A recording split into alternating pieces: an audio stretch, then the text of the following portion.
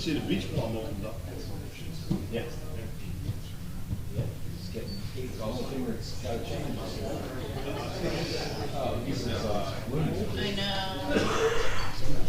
we're not gonna have. But the thing is, and I tell myself this every year, it's never nice till the 4th of July. Like, it's always cold and miserable and rainy, especially by the beach, May is a cruel month until of the spring. the 4th of July. Like, June is never even nice, maybe inland, but not here. That's a big difference. Yeah. Yeah, and really, Memorial Day is kind of like that. Memorial Day is never nice. Yeah, Memorial Day is never nice. Right. And I had it on last year. Of all people, Yes, yes. tell me when. We're ready. You ready? Let's call to order the Bradley Beach Land Use Board meeting. Please rise for the pledge of allegiance. I pledge allegiance To the flag of the United States of America and to the republic for which it stands, one nation, under God, indivisible, with liberty and justice for all. Thank you. The 48-hour notice is required under the Open Public Meetings Act has been met as notice this meeting was emailed on January 23rd, 2024, published in the Asbury Park Press, the Co-Star, and the Coaster. Copies have been placed on the bulletin board in the borough office, and a copy will be filed with the borough clerk. Mayor Fox. Here. Ms. Hernandez. Here. I know it indicates excuse, but that was a mistake on the agenda. Councilperson Mahoney. Here. Chair Mayor. Here. Mr. Maynard is excused this evening. Mr. Shook is excused this evening. Ms. Riley Iordi is excused this evening. Ms. Saracen. Here. Ms. Brunel. Here. Ms. Boco. Here. Mr. Sexsmith. Here. And Ms. Reardon. Here. And also present this evening, Mark Hitchcock, Attorney of the Board, Gerald Frieder, our Board Engineer, and Christine Bell, our Board Planner. Insert that now. Or do you want to do that before we start the application? Yeah, either way, we can do it right now or after the approval. Your call. Please do it right now. Okay. Just a couple ground rules for tonight. Presentation. Please be aware the meeting is recorded for transcription. The public is asked not to interrupt, comment, or in any way disrupt the presentation of the meeting in general. Once Land Use Board opens an application, the applicant or attorney will make their presentations with witnesses and the professionals. Members of the board will ask questions, cross-examine each witness of the applicant as needed. Members of the audience will be able to ask questions of the applicant and witnesses based only on the testimony given at the end of each witness's presentation. At this time, no comments, testimony, or evidence from the public will be accepted. The board may call its own witnesses and present its own evidence with respect to any application.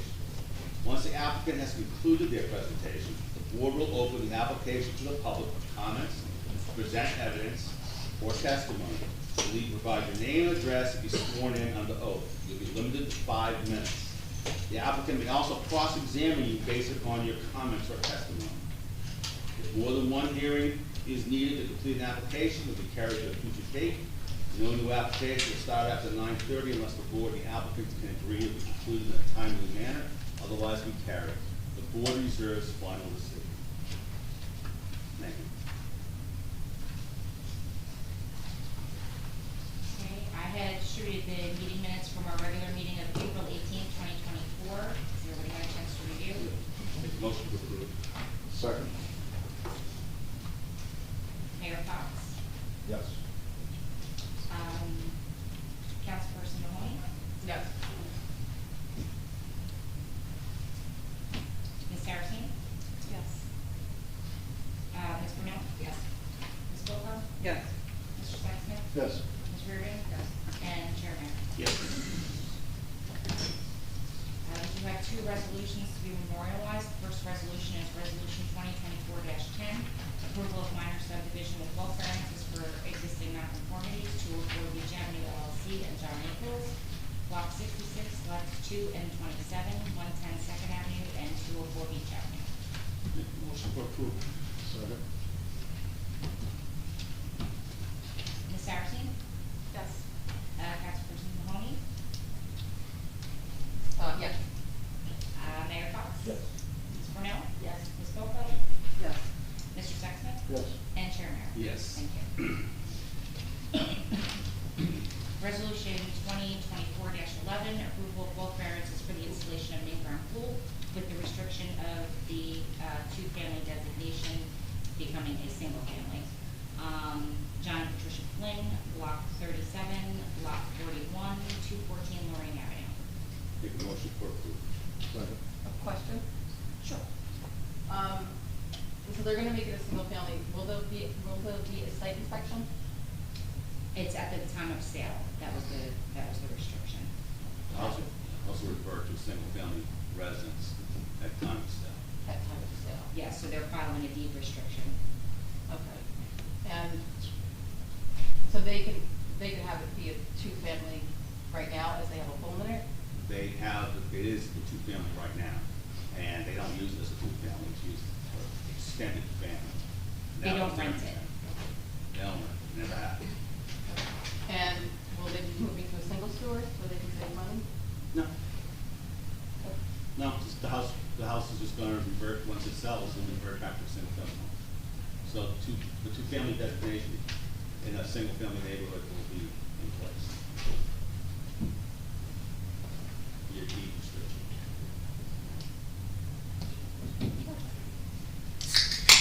Ms. Saracine? Yes. Ms. Brunel? Yes. Ms. Dolko? Yes. Mr. Sexsmith? Yes. Ms. Reardon? Yes. And Chair Mayor? Yes. Thank you. Let's go to the second one, only because they've requested to carry this matter to our June meeting. The applicant has obtained representation, and I received a letter from Richard Stone, his attorney, on May 14th. This does involve a use variance, so they would prefer to have a full board, so they requested to carry to the June meeting. This is LUB 23/28. It's for use in bulk variances for an addition to an existing garage structure. Robert Gallows, Block 81, Lot 4, 27.5 Pacific Avenue. The applicant is proposing an addition to the existing garage by enclosing the area under the existing second floor cantilever of the garage. The proposed improvements require variance approval from the board regarding use and side yard setbacks. Do we have a motion to carry to our June 20th meeting? Make the motion. Second. I'm sorry, who was my second? This will be without notice. Correct, without notice. We had accepted jurisdiction at the prior meeting, and it's carried to this meeting, but due to the number of members that requested to carry. All in favor? Aye. Thank you. So anyone that's here this evening regarding 27.5 Pacific Avenue, this matter is being rescheduled to our June 20th meeting, and it will not be heard this evening, and there will be no further notice.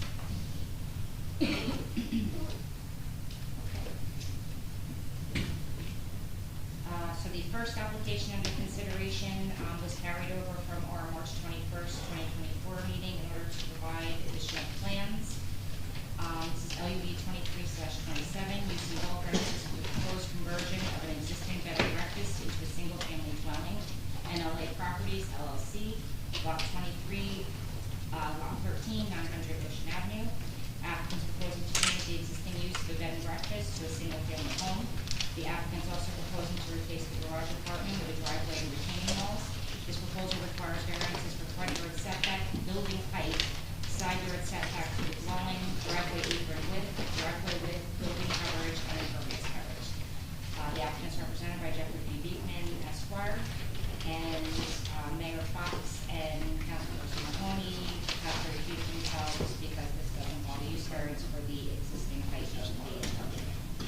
Just for clarification, it's not a use variance. A It's D height variance, so there's a variance. difference.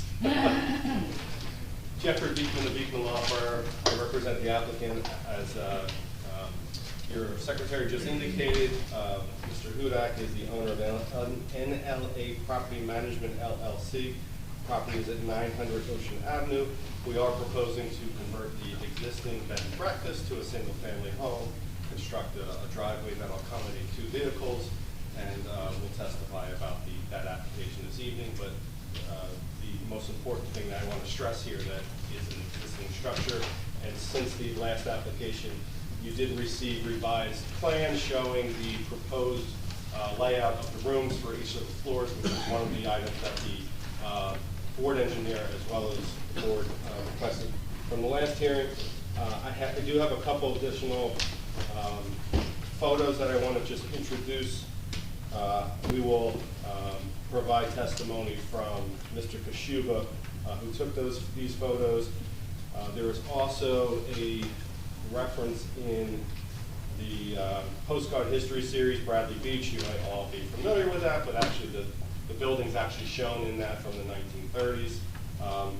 I'll have to make photos, copies of this and send it to you for your records, but that is the building that's indicated in there. And the last thing that pops up every year on the boardwalk, it shows the building from the 1920s. And so we're going to have 3 exhibits that we're going to add. The first is going to be the photos. How many, 7, what's on right? Yes. Where are you, Joe? 7 photos. 7 of the subject property? of the subject property. I don't think we marked anything at the last hearing, if I'm not mistaken, correct? I don't know. I don't think we did. I don't know that I testified. No, I don't think we got that marked. And we clear 7 photos of the subject property and surrounding. You know, I guess while Christie's reviewing, you took these photos? I took these photos, yes, They were taken when? approximately a month ago, day before the last. I don't know. Nothing, right? Yeah, I don't have anything in my records. There's either. this blue in the sky. Seems a lot. Yeah, there's sun in these photos, so this was taken a long time ago, 2 months ago. Respect AI. Little enhancement, do you want these Pepsis around here? Sure. I guess we'll mark the book as number 2. Do you want me to run a few copies? You know, if you don't mind, it's, Page 27. it's the bottom there. This one, That bottom? yeah. It pretty much looks like the same turret to that. Stop. I'll be right back. And then A3 will be the photo that pops up on the boardwalk every year.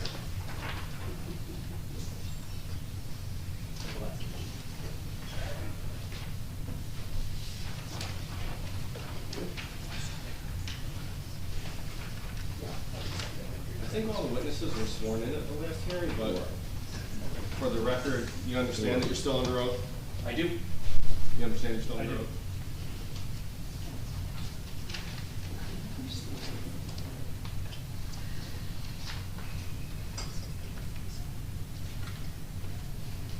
You want me to proceed forwarding? I mean, the photo's a photo. Oh, she's got to do the, yeah.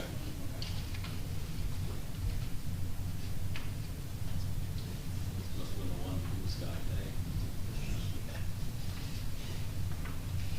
Remember what that looks like in real life. My daughter's in Ireland right now, and she's had more blue sky days than we have.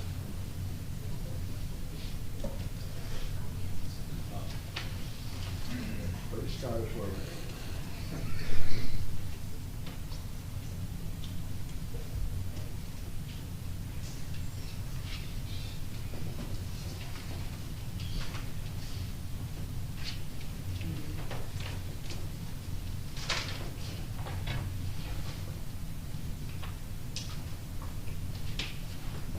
Thank you very much. This back to you. And we're dealing with the bottom right photo. I just-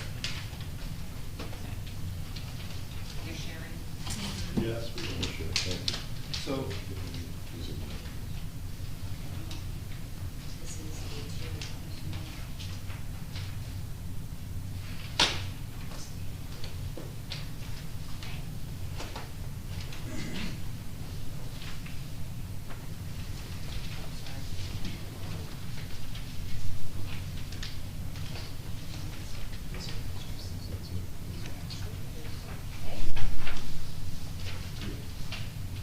Bottom right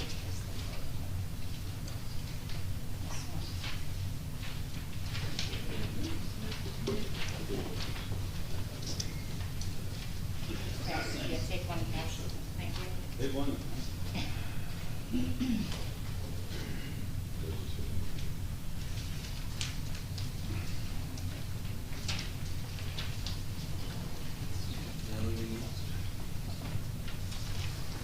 have what you need? I think, we just have 1, 2, and 3, correct? 1, 2, and 3. Yep. Here's the book, 3 is the boardwalk. Ready? Ready? Jim, just for the exhibits themselves, the boardwalk photo, is that something that you took at some point? Yes. Okay, so that was in your record somewhere at home? That was in my records. It's routinely put there every year. Okay. And then as far as the book, is that your book? This is my book. Okay. So you were familiar with, obviously, that dwelling? Yes. In there. And I think in the book, that turret there, you're familiar with your property, I guess, right? Yes. What do you think about that turret as compared to what's there today? It's the same turret that's there today. What about this, it looks like there is, was at some point maybe a chimney? There was a chimney, but when I purchased the building, half the chimney was already off, and the rest was not structurally secure, so we did the chimney. Okay, so that was actually changed by you? Yes. Okay. So that peak that's on that side, is that then existing? The peak is still there, the chimney is not. Okay, but that appears from, this looks like it was apparently around the 1930s? 1930s, yes. And in your opinion, that appears to be pretty much substantially the same as what's there today? Yes. The porch was probably enclosed at some point? Yes, I'm not sure when that, so the picture that's listed here, it's an open porch, but at some point in time, I'm not sure the year, that was closed. Okay. And how was before you owned it, do you know how that was utilized, the property? The property was a bed and breakfast, and there was a restaurant on the bottom floor. Okay. Was the restaurant operating when you bought the property? No. I think the prior owners who we purchased from ceased the restaurant operations, I think in 2014, 2015. And you bought it when? 2015. And prior to, if the board remembers, there was a fire on this property. And prior to that fire, you were operating this property as a bed and breakfast, correct? No, we actually have not. The first thing that we did was we renovated the cottage apartment in the back. Okay. And we operated that as a rental unit, but we never actually operated the building itself as a bed and breakfast. Okay, because you did some substantial renovations? Yes. Okay. And then, how did the fire occur? Fire occurred, there was an accident caused by subcontractors working on the building, put some materials in a garbage can out the back patio, which actually was my renter's garbage can, should not have been put there. What he dumped in there was sawdust, and throughout the course of the day, he was smoking. Before he left for the day, he actually put a cigarette butt into the garbage can, which essentially burned for about 5 hours until it completely combusted and caught the back cottage on fire. So the cottage was burned pretty substantially? Yes, it was beyond repair. And the house, or I should say, the structure, the principal structure, that wasn't substantially burned? No, there was fire that caught to the back of the house on the outside, but most of the damage in the inn itself was smoke and water damage. And you've since renovated the inn, as you call it? That's correct. So let's talk about your proposal tonight. The first thing you're asking for relief is to change the use from the current non-conforming conditional use, which is a bed and breakfast. That's correct. To what? Single family home. And as far as you directed your architect since the last meeting to modify the plans to provide a layout of the rooms? Yes, so we looked at the old layout, which were the original renovations to the bed and breakfast. That's what was supplied. These are as it currently stands. Okay. And if you could just describe for the board, going from the first floor to the third floor, what was existing before this proposal on each of the floors as you were doing your renovations? So when we originally purchased the building. Yes. So, what is shown here is the kitchen and the living room, well, kitchen, before you get into the living room. The kitchen was actually cut up, because the kitchen had a pantry, because there was a commercial kitchen here. So, there was actually a wall that separated the kitchen, from a pantry room. Now we took that wall down, got rid of the pantry because we don't need storage for a commercial restaurant. And we made it into a very traditional kitchen, very wide open. It's L-shaped, and we opened up the walls here, so there's a full view from the kitchen out to the rest of the house, and you can see the ocean from the kitchen. And was there a bedroom on that first floor according to those plans? When I first purchased it, no. We thought at one point in time when we took over the bed and breakfast, we called it the owner's quarters, but really that was a place for us to put a desk and have business reports. The strict letter of the law, I think, of running a bed and breakfast is you have to live, if you're not going to actually live there, you have to be within 15 minutes. Live within 15 minutes, which we do within the spring.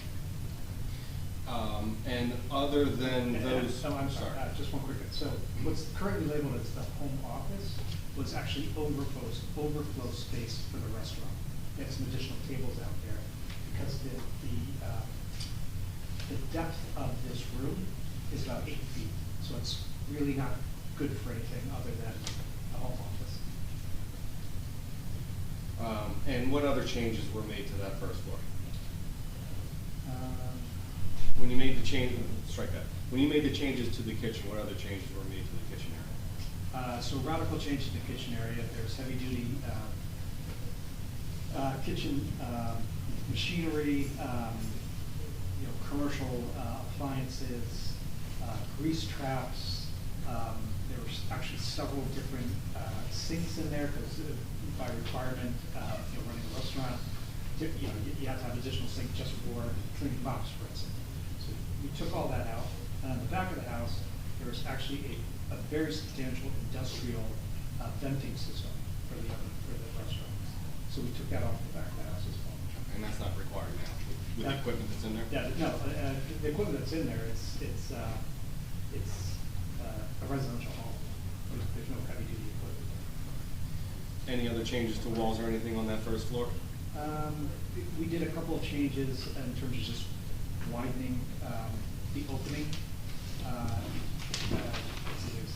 Going from the foyer into what's called the enclosed porch.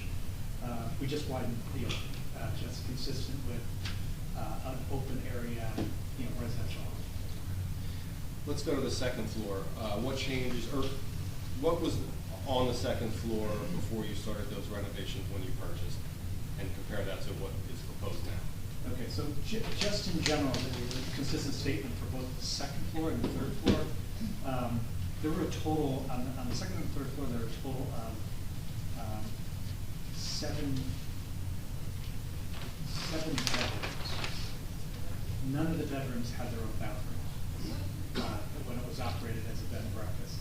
So the first thing that we did on both the second floor and the third floor, I'll go with the second floor first.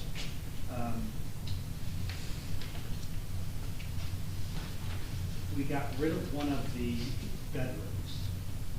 So in the drawing here in the middle of the house where it shows bathroom number 1 and it shows a closet, that used to be a bedroom unto itself. The primary bedroom was actually two different rooms. So we knocked down a wall and we just made this a primary master bedroom. Again, we configured this so that the bedrooms that exist today actually have their own bathroom. There was a bedroom that was there was a bathroom in the back corner, which is now we've converted that to a laundry. No material changes to the footprint of that second floor as far as the exterior locations of any of the walls or anything? Oh, no, there were no changes made on the exterior with the exception of putting in the windows. And what you're proposing with the application this evening is to have 3 bedrooms on that second floor, is that accurate? That is accurate. let's go, any other changes on the second floor that you'd like to address to the board? No changes to the footprint at all. We did put, where the sun porch is, exact footprint, but we made, when we bought the house, the little sunroom was collapsing, and it was pulling away from the house. So we rebuilt it exactly the way that it was, but with great structural enhancements.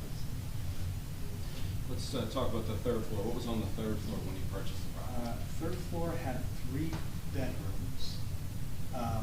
So what's currently listed as a loft was a separate bedroom.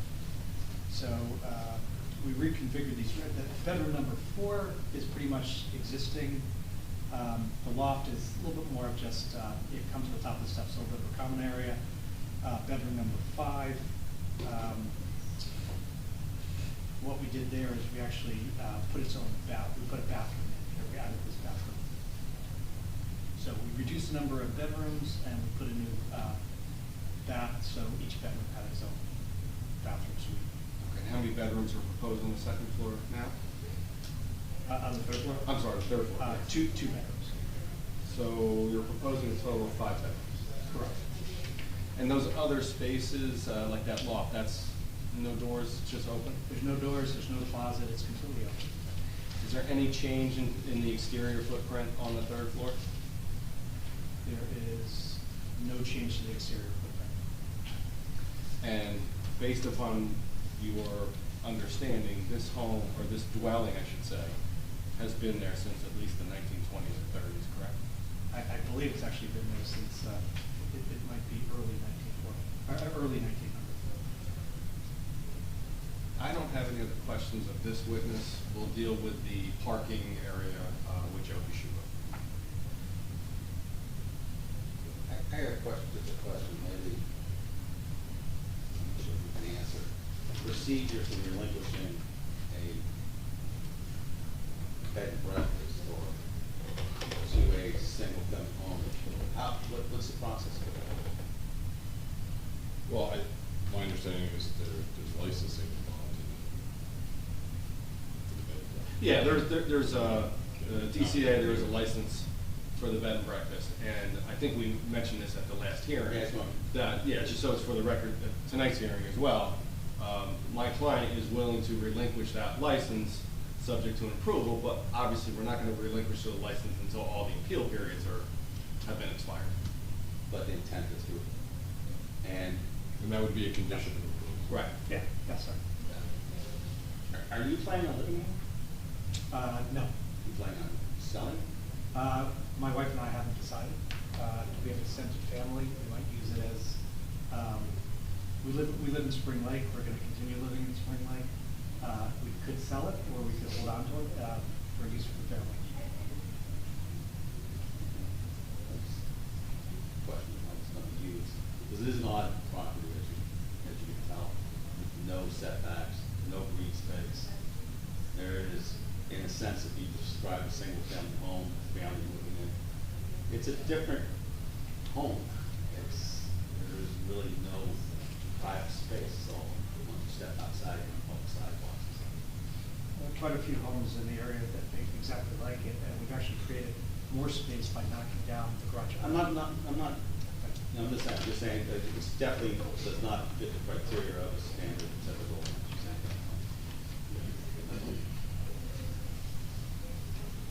Any other questions? Just one quick one.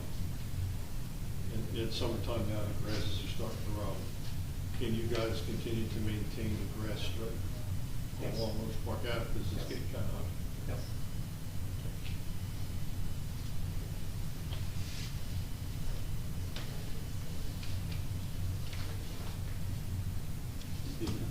Okay, no other questions? Please, bring it. We should open up to the public first. I'm going to open up this portion of the application to the public comment, questions and such, questions from the applicant. Thomas J. Golan, 612 Third Avenue. Mr. Hudak, in your testimony, did you add any volume to this structure? No. We took volume away by getting rid of the garage part. Great. Now, do you pay commercial sewer for the bed and breakfast property? it's just residential sewer billing. Did you get rid of the sewer billing for the back property? I didn't have a separate building for the back property. You didn't, it was all just one? It was all just one. Okay. Oh, great. Any other questions? Seeing none, close it. Come on up, Joe. Good evening. Dave, he's been here for. Joe, your licenses are current, everything's good? They are current, yes. Thank you for acknowledging his expertise. Thank you. I'd say that. For purposes of testimony, how about that? All right. Joe, you had an opportunity to review the revised floor layouts. Yes. Based upon your understanding of the property, and you heard Mr. Hudak's testimony, do you feel that there's any change to the exterior components of this structure itself on the lot? No, from the photos I've reviewed as well as the testimony, I do not believe there's any expansion of the volume of the structure. And you had an opportunity to review Mr. Frieder's review letter? Yes. And any comments, disagreements with that review letter? No, I can certainly go through the letter, specifically the variance concerns and testimony in a moment. So let's, before we get to that specifically with the property itself, let's talk about the driveway that's being proposed. Certainly. So I have up on the board the plot plan prepared by my office, which is part of the application package, which shows the existing structure on the eastern side of the property as well as the proposed improvements on the west side of the property. So as the board is aware, there previously existed the garage apartment on that west side of the property that had almost a zero setback, and it had a garage, single-car garage underneath the apartment with a garage door that was recessed some, so there was the one stall in the garage, but not enough room for a stall in front of the garage. So there was previously one parking stall on the site. The use of the property in total was, I believe the total was 11 bedrooms. It was 10 in the original structure, plus one in the garage apartment from the studio. So that obviously would have a substantial parking demand, and is actually what created the non-conforming use for the bed and breakfast. This zone allows bed and breakfast as a conditional use as long as you provide one parking stall for every room.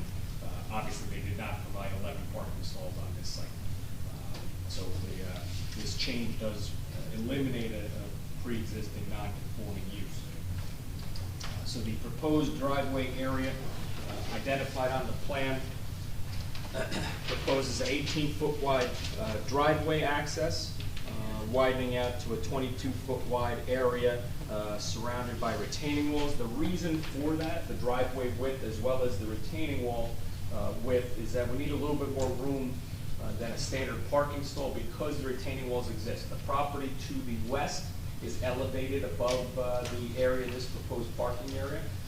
The elevations on the wall, top of the wall, about elevation 13.7, bottom of the wall 11. So about 32 inches will be the height of that wall. So the concern is if we were to keep that parking area the minimum 18 feet wide, you couldn't open the door. It would hit the wall, you wouldn't be able to get out of the car. So we've intentionally widened that out to 22 feet so that the cars are accessible. And in addition, the proposed 18-foot wide driveway intentionally so that you can access those two stalls while circulating around the other vehicles. We did have some discussion. We didn't get into much of the driveway design at the last hearing, but there was some discussion about potentially shifting the driveway further west to align the western edge of the driveway with the western edge of the pre-existing driveway, and those are shown on the screen. You can see the previous apron. And I hope the recording can hear me if I walk around, right? You see the previous apron in this location, the proposed apron here. So we would stipulate that we could shift the driveway apron 2 feet further west to align with that.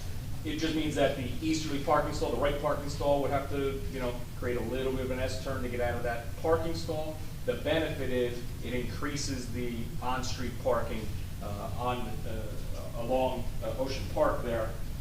I did measure that from the yellow curve from the non-parking area to the edge of the proposed driveway today is 78 feet approximately. So by adding 2 feet, that would extend it to 80 feet, which would allow for 4 parking stalls. Right now, that distance is about 85 to 86 feet, which also allows for 4 on-street parking stalls. So we're not eliminating any of the on-street parking. We're tightening it up, certainly, but 4 cars parked there today. After construction, 4 cars can still fit in that area from the yellow curb to the proposed driveway if we do shift it that 2 feet. We do have to flatten the area anyone who's been by the property, we have the photos which identify it specifically. If you're looking at the photo packet, the bottom left photo on the first page, and I have the photos mounted here as well. You can see the previously existing retaining wall and that how the driveway is at a lower slope with the area to both the east, right, west to the left are both elevated around that area. So we have to maintain that grade situation because the home is up at that elevated grade, so is the home on the adjacent property. So that's what creates this necessity to put the retaining walls in. We are proposing a 2-foot setback on the westerly side to the parking area. At the time of application, the requirement is 3 feet, so we are requesting relief for that. My understanding is that might be changing to a 2-foot requirement, but either way, we have some challenges here in that we do have the fire escape as well as the meters are on the western side of the building in the bottom corner. So we do have to maintain a 4-foot landing at the upper elevation in this little corner here, so we can access this area at the height of the existing home. So we started the wall, as close to the home as we could, proposed the 22-foot wide area to allow for the opening of the doors, and that left us with the 2-foot setback on the opposite side. So we just have some limited space to work with. Obviously, we want to maximize parking. Parking is a substantial concern anywhere in the borough, but right on Ocean Avenue, obviously a much larger substantial concern. So I believe the relief here is certainly beneficial and can be granted under the C2 criteria for all the dimensional requests for the parking, so that we can provide the parking. Otherwise, we would be limited to 1 parking stall being proposed, and I think this site would certainly be benefited by having 2. It will be now a 5-bedroom home, as identified on the plans.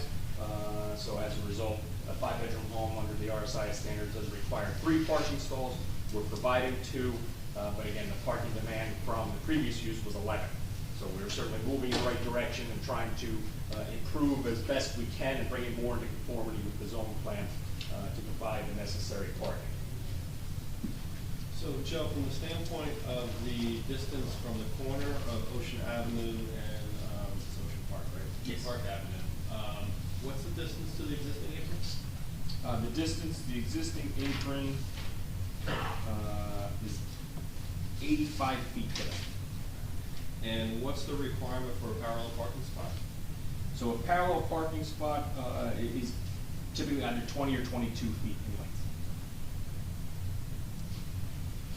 From the standpoint of the building, can you just go over the variance issues with the building? Certainly. So the existing building, well, first off, we are in an undersized lot, 2,998 square feet in the RV zone with 5,000 square feet required.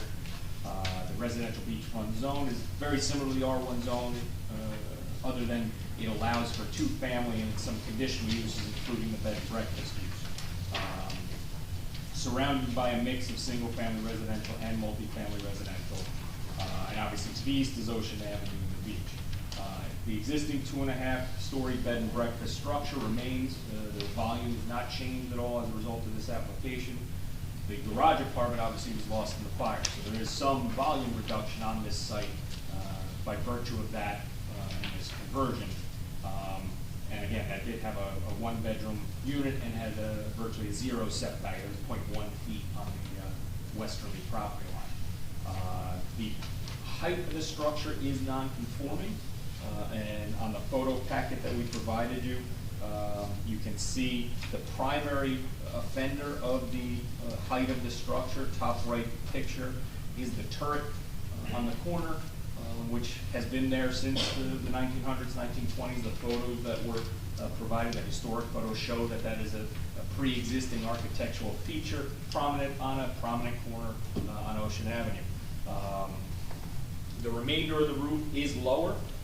We don't have an exact measurement to the secondary peak. So when looking at the photos, when I talk about the turret, is that the top right photo, first page, is the top turret. The secondary peak is the peak above the two dormers along the central portion of the home. So the turret we know is non-conforming at 39-foot height.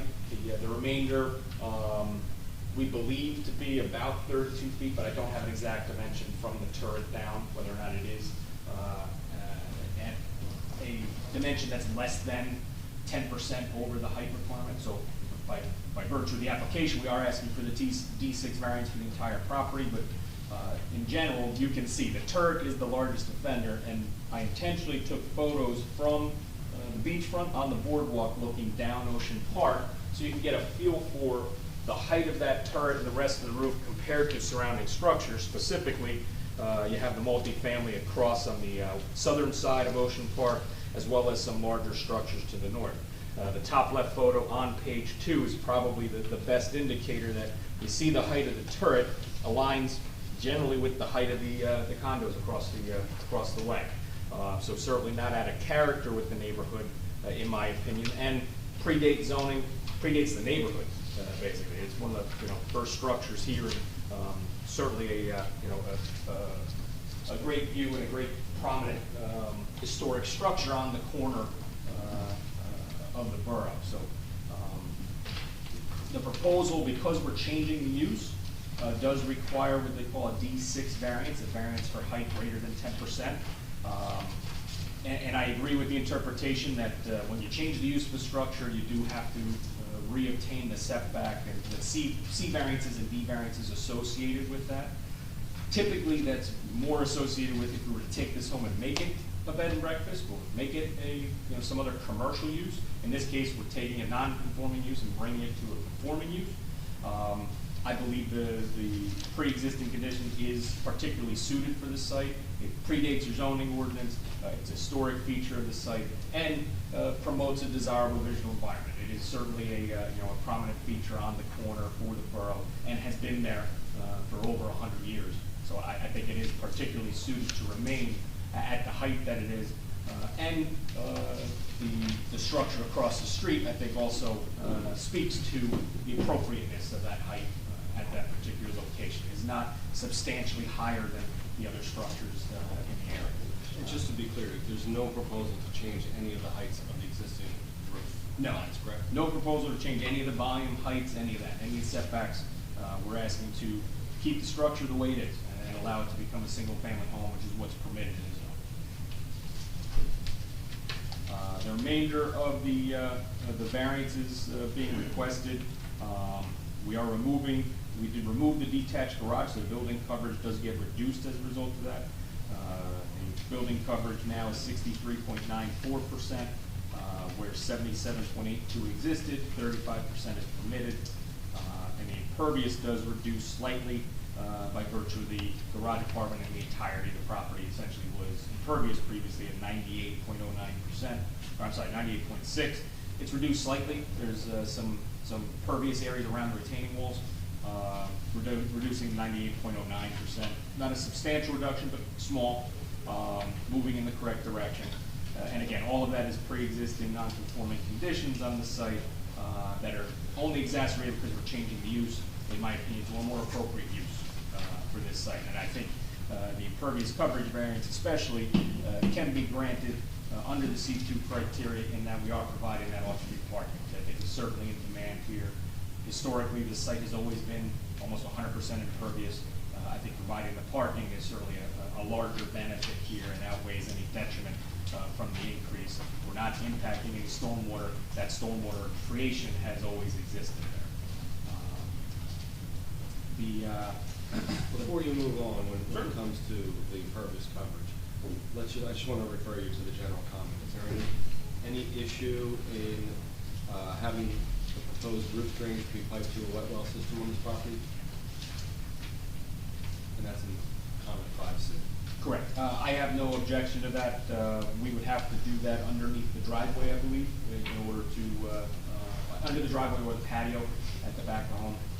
I have no objection to doing that with a pop-up emitter. We can comply with the recommendation of the board engineer's comment. Is there anything you have to do as far as the height of the water table or anything to?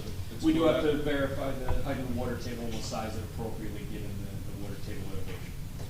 Can I ask too, if you don't mind, there's an existing, I'll call it a yard drain in the driveway. It's maybe 12 by 12 inch. In that, a condition of approval would have to be that gets sealed off, closed off. I'm not sure what it's tied to, but it exists now in the existing driveway.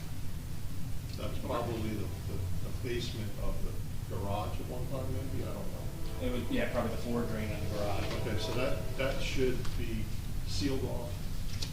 No So- objection. And so I that- don't know where it drains to, but the potential that it drains to the sewer system is a concern, so we would certainly. And in the back, along the wall, there's a pump can. That too needs to be removed and thoroughly filled in, and no connection to the sanitary. There's a what? Yes, There's yeah. a pump can, like a sewer pump can. In the back. No objection either. Thank you. Thank you. I think it goes to the sanitary. Sorry, I threw you on there. No problem. Back. It's cold. I'll talk about the on-street parking. Okay. Never heard that. Yeah. And you've addressed the driveway issues. Yes, and to be clear, driveway width of the curb cut, 12 feet required, 18 proposed. Driveway width of the property line, 10 foot required, 22 proposed, and driveway width of the front yard, 12 foot required, 22 feet proposed. But at the end of the day, the parking on-street remains the same as far as what can accommodate. That's correct. That's correct. And from a negative standpoint, for impact to the neighborhood, a wider driveway was granted at the property immediately to the west of this as well, for the same reason, for the benefit of parking rather than to allow proper access, and proper and safe access as well as expedient access. So the curb cut width proposed is 18 feet? 18 feet, yes. We're shifting it over 2 feet, but we're asking to keep it at 18. But you were actually talking about before about actually shifting the entrance 2 feet to the west. Correct. Does that make any sense to do that? Other than not having it centered on the driveway, or is it? No, it actually helps. That extra couple feet makes a difference in how people park along the curb. So if you pick up another 2 feet on that 80 feet supposedly left, or like 82 feet, Yeah. so you can shift that over without detriment to the driveway. Yeah, and the spaces aren't marked out there, so people just park where they Right. park. And if you're hoping that you'll get 4 cars there, sometimes you're gonna get 3. If you get a couple F-150s there, you're not fitting more vehicles, but It's like- passenger vehicles you'll fit. This is like detail, I noticed little pavers being shown in the driveway. Is that going, is it stopping? So what, another condition that was brought up at the previous meeting was we would make the sidewalk and apron all concrete. It was Right, not that's my paved. point, yeah, it's, We talked about that last time. Yeah, that's why. and we continue to stipulate that everything from the northerly side of the sidewalk to the street will be concrete. I saw that. Okay, so basically, if you're proposing to shift that to the west 2 feet. Correct. So up on the plan, as you see on the screen. The pre-existing non-conforming setbacks for the structure, the dwelling, are all, by virtue again of the change of use, do need to be re-obtained, in that the board needs to review them for appropriateness under this new use. I would argue they're certainly more appropriate now under this much less intense use than they were under a rooming house use that had a lot more bedrooms, a lot more people, a lot more intensity. So those setbacks specifically are a 1.4 foot encroachment on Ocean Avenue where 15 foot setbacks required, a 0.8 foot encroachment on Ocean Park where 25 feet is required. The rear yard setback is conforming now. The garage apartment wasn't, but now the rear yard setback to the main structure, principal structure is conforming. a 1.5-foot side setback on the north side, where 3 feet is required. All of those are pre-existing conditions of the structure not being changed. I think those can be granted under the C1 criteria, the hardship criteria. They are unique to this property and are existing conditions associated with a legally existing structure. I do not believe they are at all impacted by the change of use. In fact, as I said, I think they're, it's a better condition given that we have a more appropriate use on the site.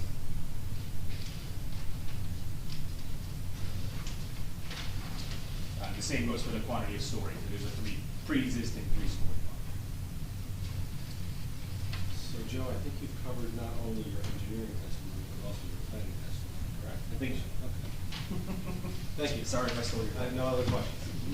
I don't know what the answer is, but I'm curious, single-family home storage or exterior storage, is nothing being accounted for in this plan at all, as far as storage for beach chairs, boogie boards, surfboards.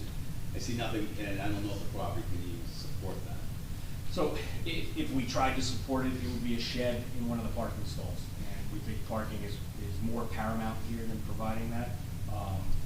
We do have to, get up to the upper level of the home from grade. It sits about 5-6 feet above grade, but once you enter that rear area, there is a large foyer and a large area adjacent to the foyer in the old enclosed porch area, which is probably going to become the storage area for any of the outdoor use items. But yes, In a single-family home, it's gonna be. we'd have to sacrifice a parking stall for any kind of outdoor But you don't wanna storage. do that, it's not the No, point. absolutely not. Is there a basement? I do not believe that. Crawl space. Yeah, crawl space. And the existing mechanicals are where? I think they're in process. I would defer to the owners, the tenants. HVAC's outside on the roof. On the roof? Yeah. If you look at the photo bottom left, the AC units are on top of that first level roof. No change in that.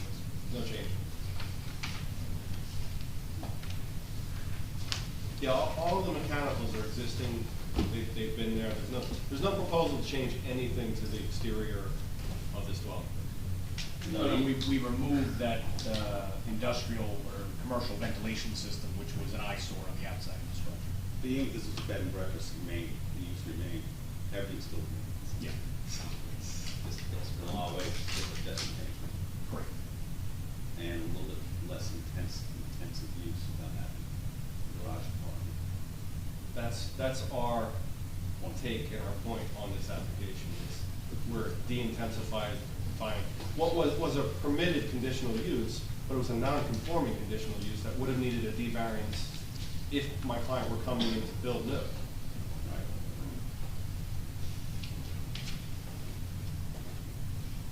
Questions?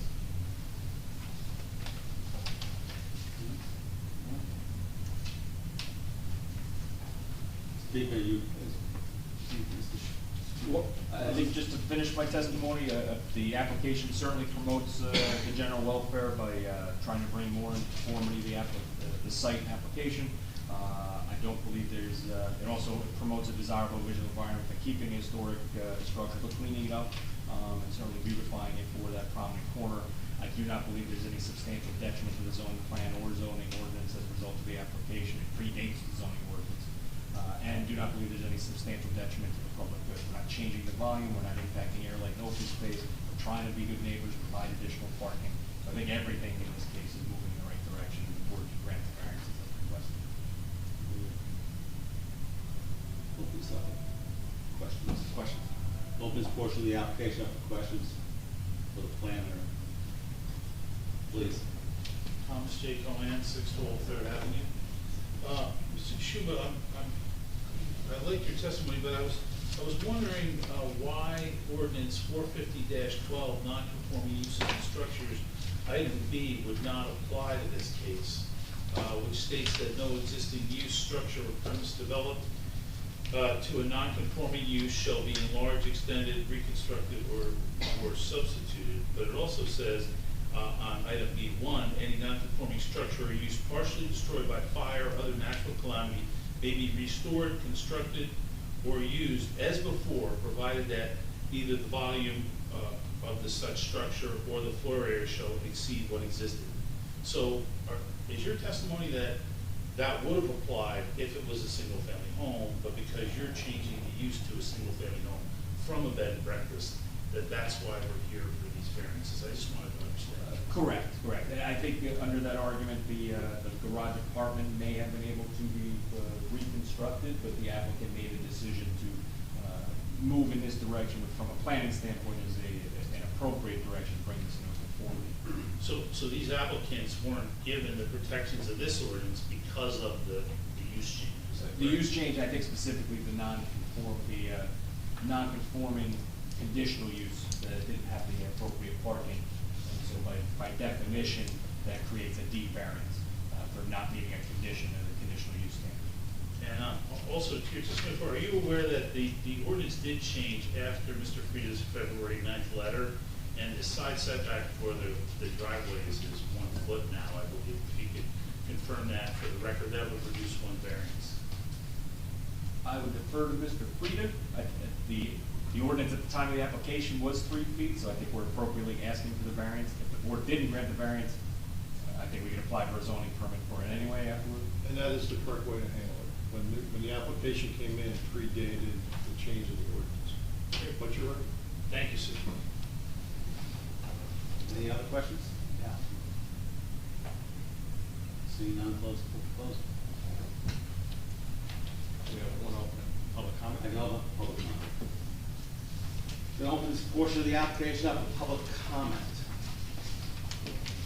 Yes, please. Thomas J. Colan, 612 3rd Avenue. You swear affirm to tell the truth, the whole truth, and nothing but the truth, so help you proceeding? Yes, I do. Thank you. I think Mr. Kishuba's testimony was very accurate in terms of what transpired here. I feel bad for the applicants that this was a natural calamity and nothing they could do. And they're maintaining a historic structure. They've been through a lot with what's transpired here. And basically triggering these variances now is because they're changing it to the less intense use. They had to go through this whole process. So I think they've handled everything the right way, and I think there's totally positive benefits to the reduction in the side setback where the garage used to be, and the intensity of the main structure. So I believe this should be approved based on the testimony. Thank you, Mr. Chairman. Thank you. Any other comments? Seeing none, close this portion of the application. Quick summary? Please. You know, just the history of this property for my client has been nothing but a nightmare for several years because he had just gotten a CO. Right after he got the CO, the fire occurred.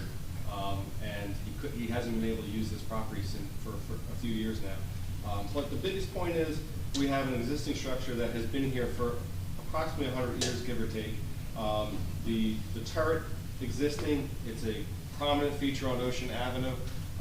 It's represented in the history of Bradley Beach. It's represented on the boardwalk every year with the photos that are there every year. And my client's not proposing to change that structure, the volume of the structure, the roof lines, the heights, everything's remaining the same. But we're de-intensifying the use. The use at one point was a restaurant. The use at one point was a bed and breakfast, a combination of a restaurant and a bed and breakfast.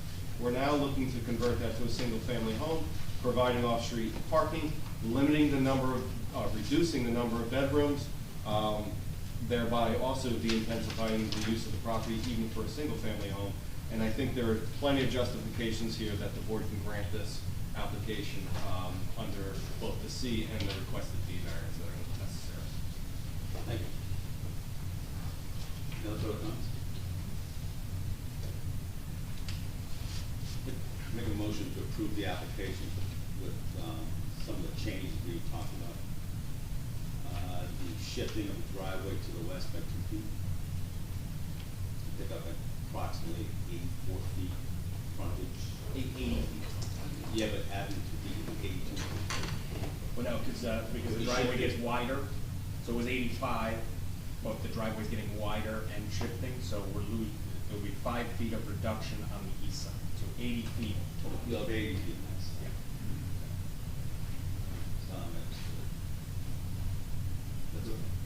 But I do agree, all the variances are stated, without reviewing them all. They're all existing, and it's just because of triggering, going to a single-family home, triggers all this. And then with Mr. Frieda's request of the wet drain system into the driveway and the closing up of the existing driveway drain and the pump, and what it's called. You got it. It's the first I've heard of that. That's the first, I'm telling you, that's the first. Sewer pump can. You gotta go to Pump Ferguson. can. Sounds like a thing. But, It'll include a pop-up letter. right, as stated in the general comments, number C. Other than that, I see, it's definitely a, make comments on, during the voting. Make a motion for approval. Maybe Todd will. Second. Can't see anybody. I know, it's unfair to you. Ms. Saracen? Yes. Ms. Brunel? Yes. Ms. Boco? Yes, I really love that you're keeping the historical building. Mr. Sexsmith? Yes. Ms. Reardon? Yes. And Chair Mayor? Yes, and I like the fact that it's a reduction in intensity, the bedroom reduction, and back to a single-family home, and no footprint change for historic buildings. It's all good. Thank you. Thank you. Thank you very much.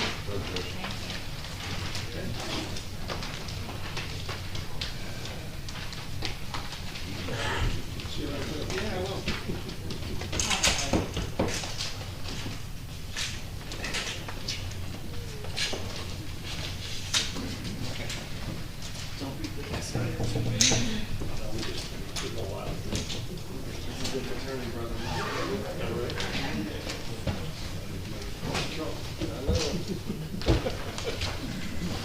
Good luck.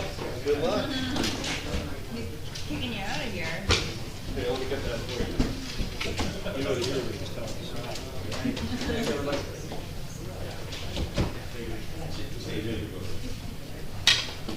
Thank you. I don't know where, Oh, I don't know. She went back that way. She's in the little room that. Okay, I'll get it. Whatever room that is.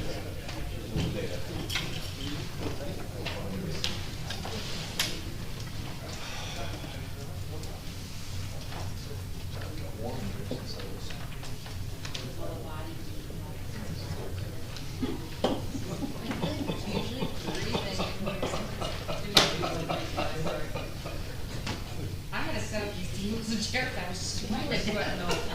Front of it, I'm trying to figure out where to fill this computer.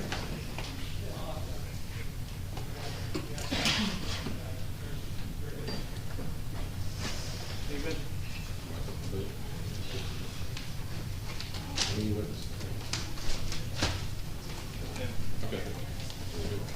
There.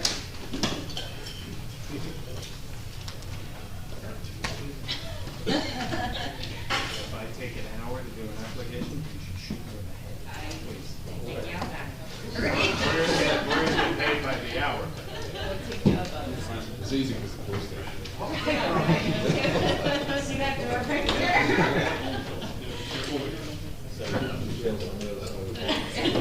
Quick and painful. Okay, is everybody ready? Ready. Okay. Our next application under consideration this evening is LUD 23/30, minor site plan of bulk variances, Lee Restaurant Group LLC, Block 58, Lot 4, 415 Main Street. The applicant seeking site plan approval to improve, renovate, and utilize the existing structure on the lot for a restaurant use, which requires bulk variance relief. The applicant is represented by Michael B. York, Esquire. Good evening, Michael York, Novin York, Jacobus and Dooley, on behalf of the applicant, the Lee Restaurant Group. Mr. Lee, who I've known for quite some time, already owns and operates 2 restaurants. One is located in Toms River, the other is in Seaside Heights. This would be his 3rd foray into another restaurant, obviously in Monmouth County. I'll have Mark Buchanan, my witness. when only one witness, the engineer, Mr. Romeyer, is sworn in. State your name for the record, so it's in your affiliation. Sure, Mark Romeyer, Morgan Engineer. Along with Mr. Frida and Ms. Bell, if you raise your right hand, please. Do you swear, Romeyer, raise your right hand, please. Do you swear affirm to tell the truth, the whole truth, and nothing but the truth, so proceed? We do. Thank you. Mr. Romeyer has testified before this board before he needed his credentials. I will accept them as they are. Thank you. I will apologize for the last attorney who presented an application. He's my fraternity brother. We graduated the same class in 1994. I don't anticipate taking as much time as Jeff did. But I'm a hopeful.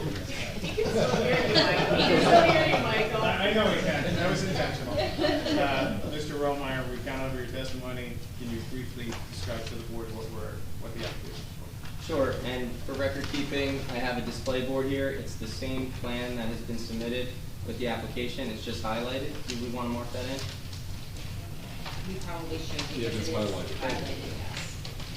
And there's two sides to this. It's the sheet 2, site layout and grading plan, last revised January 23rd, 2024, and also the sheet 3, landscape and lighting plan, last revised January 23rd, 2024.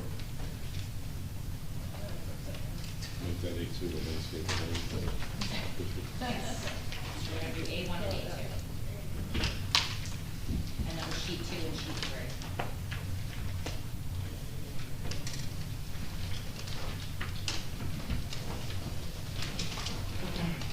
Okay, good evening, board. We're here today seeking preliminary and final site plan approval, along with both variances to permit the change in use of the existing building to a proposed restaurant.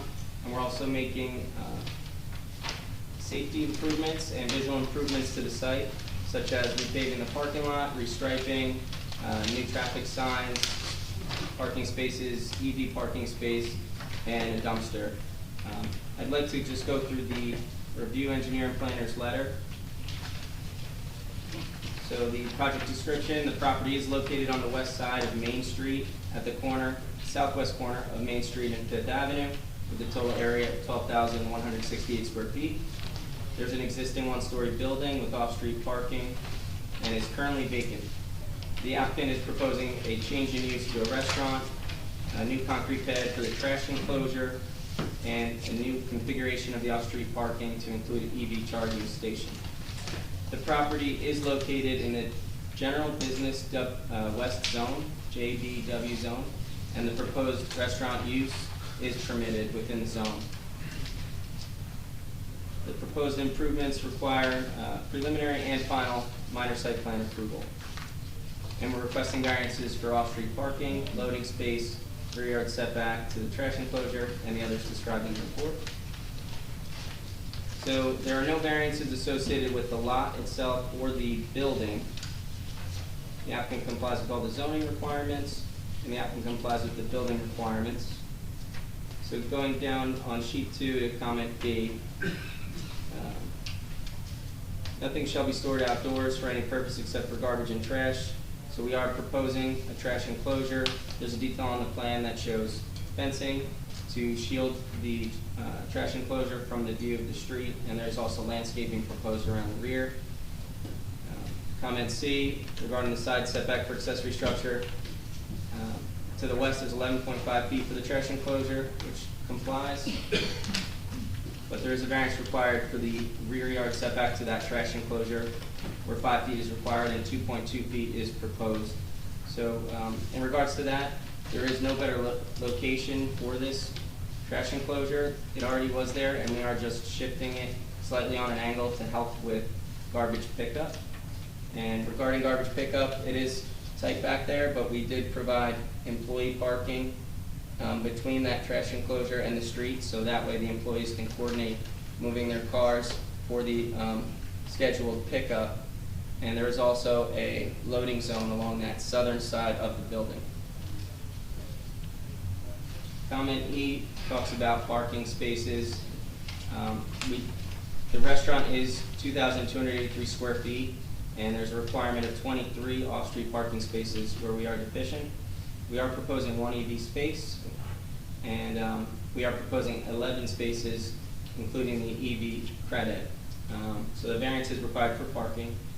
We are not counting, there are existing spaces along the Fifth Avenue property line, which is to the north. We're not counting those because they're not fully on the property.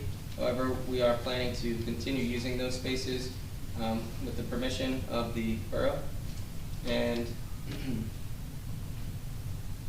There's no way to get more land here, that we're stuck with that corner lot, there's nothing behind us, nothing to the south of us, right? correct, and there is parking available in the nearby streets. Comment F talks about the loading space where it is undersized. This is what was existing before and we're maintaining that. We are proposing to use smaller sized delivery trucks to work within this site. We're meeting the dimensions for required parking for comment G. And there are driveway aprons on the site, and there was a comment on, there was a recommendation from the board engineer that one of the existing depressed curved areas on Main Street, it's approximately 20 feet from the intersection of Fifth and Main. It was a recommendation for the board to consider removing the entrance at that location. In response to that, I would ask the board to consider the applicant has been working with the borough already in regards to this location and has done some work already resetting some pavers. And also we feel that we would like to keep the curb cut at that location, and we could discuss that further perhaps with when the owner has time to testify.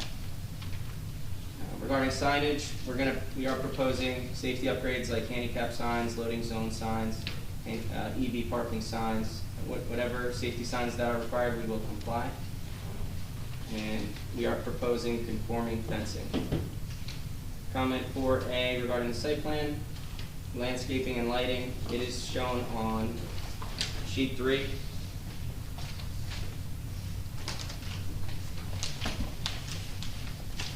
We are proposing to keep existing trees that are located around the property on the street frontages, as well as add an additional street tree on both frontages.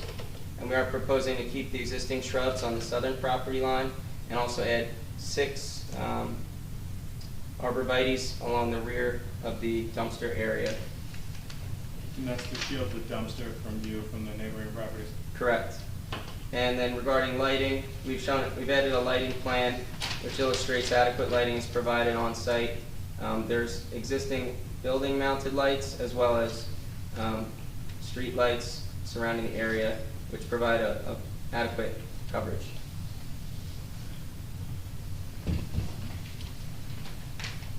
Regarding Excuse me, are you adding any additional lighting? Yeah. no additional lighting proposed.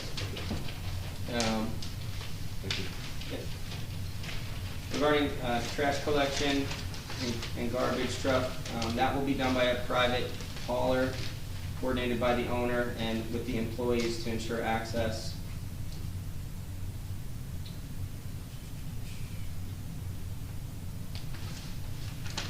Okay, those are the comments that I have from the review letter. And I just want to provide some planning testimony also to put on the record. The subject property is in the GBW zoning district where the proposed use of restaurant is permitted. As a professional planner, it's my opinion that the application can be approved for the following reasons.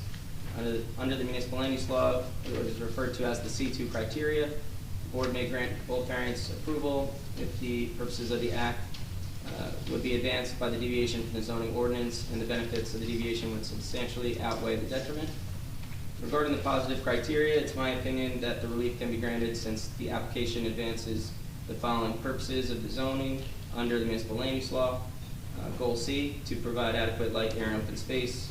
This proposal is conforming in regards to the zoning requirements and building requirements. The property is able to be more intensely developed, but we're proposing to maintain the existing footprint and impervious area. And also goal I, to promote a desirable visual environment. We're beautifying the site, and that satisfies that goal. And regarding the negative criteria, it's my opinion that the relief can be granted because the proposed use is appropriate in its use, location, and size, and I feel there's no substantial detriment to the public good and will not substantially impair the intent and purpose of the zoning plan or zoning ordinance. And that concludes my testimony, and I'm happy to answer any questions. We're not seeking any variances for the building as it exists today?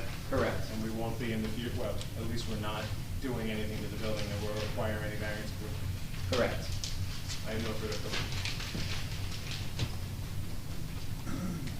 Mr. Chair, I do have a question regarding, it's a county road, 71. It's a state highway. State highway, so the driveway entrances are existing, and state won't have any issue coming back and saying it should be adjusted since the property's being changed. No, typically they would not, they'd have to file for a road opening permit though, from the state. So if I could just touch on that, because it was talked about. Number one, we didn't realize that the applicant's planning to use the parking spaces that go up against the sidewalk. As you can see on the plan, they're very lightly, Right. they're existing. The future, or the past use was a 7-Eleven, I believe. Yes. Before Dunkin' Donuts, yeah. Yeah, there's not really, in my opinion, enough room between the parking stalls, if you're gonna use them on both sides, for people to back out, in and out. Maybe the applicant's engineer can speak to that issue. Also, if they wanna use the parking spaces in the right-of-way, I believe that's a mayor and council issue, because the right-of-way belongs to the borough. And if they want to use it to support their project, I think they're gonna have to get approval from the mayor and council for that. So it was, we were not including those in our calculation, but, we're requesting if we could continue to use them without counting them. And truthfully, I don't think the board can tell us whether we can use them or not. No, we can't. Yeah, I think it's outside your jurisdiction. If Right. we wanted approval, we'd have to see council approval. Exactly. So now back to the open. That's for the spaces along Fifth Avenue. Yes. Correct. Yes, the way that they have them laid out is done well. It's one of the few uses on Main Street that will have some on-site parking, which is a bonus for all of us. But every space is very important, which is why we're looking to see if we can close up some of these driveways. I don't know if that could be considered. I understand why it would be a concern if you're gonna be parking on both sides of that lot. But right now, per your application, you're only requesting parking up against the building. I don't know which one you would prefer to close up, but I think one of them should be closed up to help us with some off-street parking. Unless there's some burden that I'm not aware of. So there's two depressed curb entrances on Main Street. And you're suggesting we close one? No, I'm more suggesting the two on the corner that go into the parking lot for the patrons. So One's on on Fifth on Fifth. Main Street. One's on Fifth and one's on Main. So you want the entrance to be on Fifth Ave? Well, it's their preference, for flow of traffic, they would have to tell us, but I think at least one of them should be closed off, because that would provide another One spot. off-street, or Another on-street on-street parking spot. But does it also improve the flow of traffic? I mean, is it a practical other than? Yeah, it would be fine, unless, again, they want to use those other spots, then they're gonna have to do some calculations to see if they can be used. I'm not sure they can. It would probably help the flow because you wouldn't have two entrances Yeah. and exits on that corner. Yeah, they're very close to the corner. Right. So Everybody would have to Come out to of the the- left out of there. Is that? You mean right now if they were coming out? Oh, right, sorry. Can you not make it left? You can. Right now, you can make a right or a left coming out. Yeah. You should keep that. I spoke with my client, he can close up. Okay. Close out which one? You're welcome. Fifth Avenue. Are you proposing any signage, and if so, will that comply? Where is it going to be? Yes, we are gonna put signage for the handicap space. Not just for the parking, Oh. for the building. Like faces to the restaurant? There's, no, it's on the.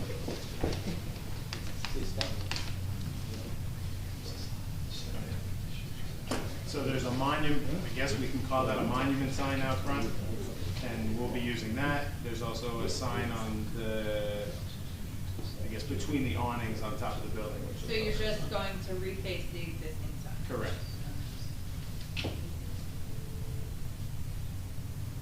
So there's how many entrances now? There's 2 on Main and 2 on Fifth, and we're considering closing the one on Fifth? Correct. So then there'll still be three entrances? No, there's one on. There's 1 on Fifth and 2 on Main. Right. And they're gonna close the one on Fifth, so now there'll just be 2 entrances, both on Main. And the reason for that is one's on one side of the building, Yeah. where they have the 2 parking spaces, the Oh, loading, right. right? And then the other one is gonna be for the pigeon. Right, and the one on the left holds 2 parking spaces, basically for the owner and probably one other person. The rest of the spots would be for the patron. That's sufficient. How many seats is anticipated for the restaurant? What was that question? 55. How many seats? 55. What was your question? No, how many seats will be in the restaurant? Seats, yeah, 55. Because this an issue of, the question comes up, like, what is the traffic pattern, what is the traffic safety? This has not been used for years. Dunkin' Donuts was the biggest one, probably in the mornings, and 7-Eleven was just very low intensity use. This, if he's successful, which we hope he is, it'll be more intense use of traffic. Right. How is that, and there's a bank across the street, drive-in, there's a lot of moving parts on that corner. But, you know, when you're coming to dinner, you're talking about a 2-hour turnaround, right? Oh, yeah, yeah. So it isn't like people are gonna be in and out of there. But there's gonna be more traffic now, he's got beach bum across the street. I think the 7-Eleven probably would have generated more traffic. Think so? Yeah. Is this a takeout restaurant as well, though? There will be takeout, but it's mostly in dining. But similar to Vic's, I assume you've never parked in the parking lot in Vic's? I have never parked in the parking lot at Vic's. Will it be open for lunch too, or? Yes. What type of, It's an Asian restaurant, like an Asian fusion restaurant, sushi, that kind of thing. Excellent sushi. Yeah, I highly recommend, by the way. He pays me, but it's still great. I do have just some operational notes here. So this is also shown on the title sheet, but the restaurant will be operational 7 days per week. Hours of operation, 11:30 a.m. to 9 p.m. There's a total of 25 to 30 employees. The maximum number of employees per shift is 10 to 15. The time of deliveries is 10 a.m. to 3 p.m. 7 days a week, and the largest truck size is a 20-foot box truck. Will this be BYO? No, Say that again? BYO restaurant? Yes. Unless you're selling a license real cheap. Talk to Mr. Murray. Right. With regard to the dumpster, is there anything that can be done to, is there a house that's behind that location as well? Yes, to the west. To the west. So is there anything that can be done to move the dumpster farther away from that, other than the 2.2 feet? Slightly. But that's where the arborvitae's go, behind it. In theory, to block the trash dumpster. Is there a block wall back there? Am I mistaken? Where? Yeah, it's not a residential use that I'm aware of. There's a concrete block wall. there's a house that's close to the Fifth Avenue side. That's on the Fifth Avenue, but behind We're on, it. the trash is on the opposite side. Yeah. Right, it's a, like, industrial type building. Yeah. Okay. I And that's believe where they it's- use along the railroad tracks, the garlic factory. That comes up and turns back around. Yeah. And I think the back wall comes to where the dumpster is. Okay. So the dumpster doesn't really affect a residential block. And then on the south side, It's the smoke shop. smoke shop. And then on the south side, there is fencing and shrubs. Okay. Okay.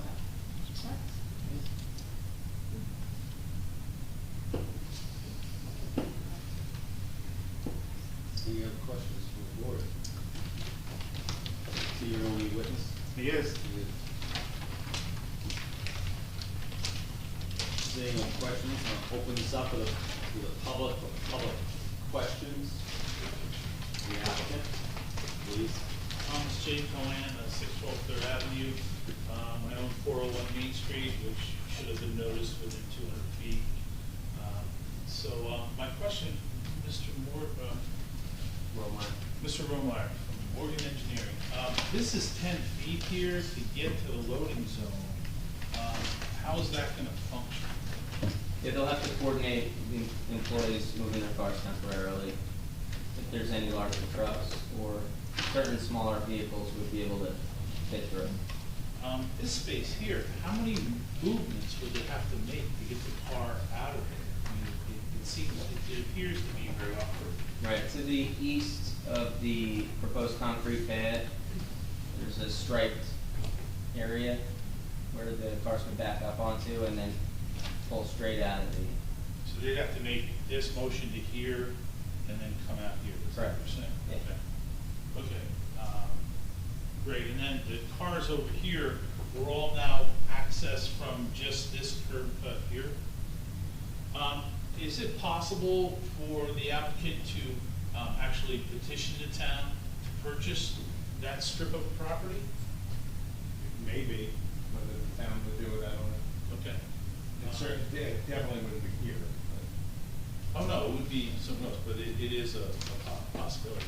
And so these spaces, will they function if there's not enough turnaround? Mr. Frieda intimated they would, so do you feel they'll function or not?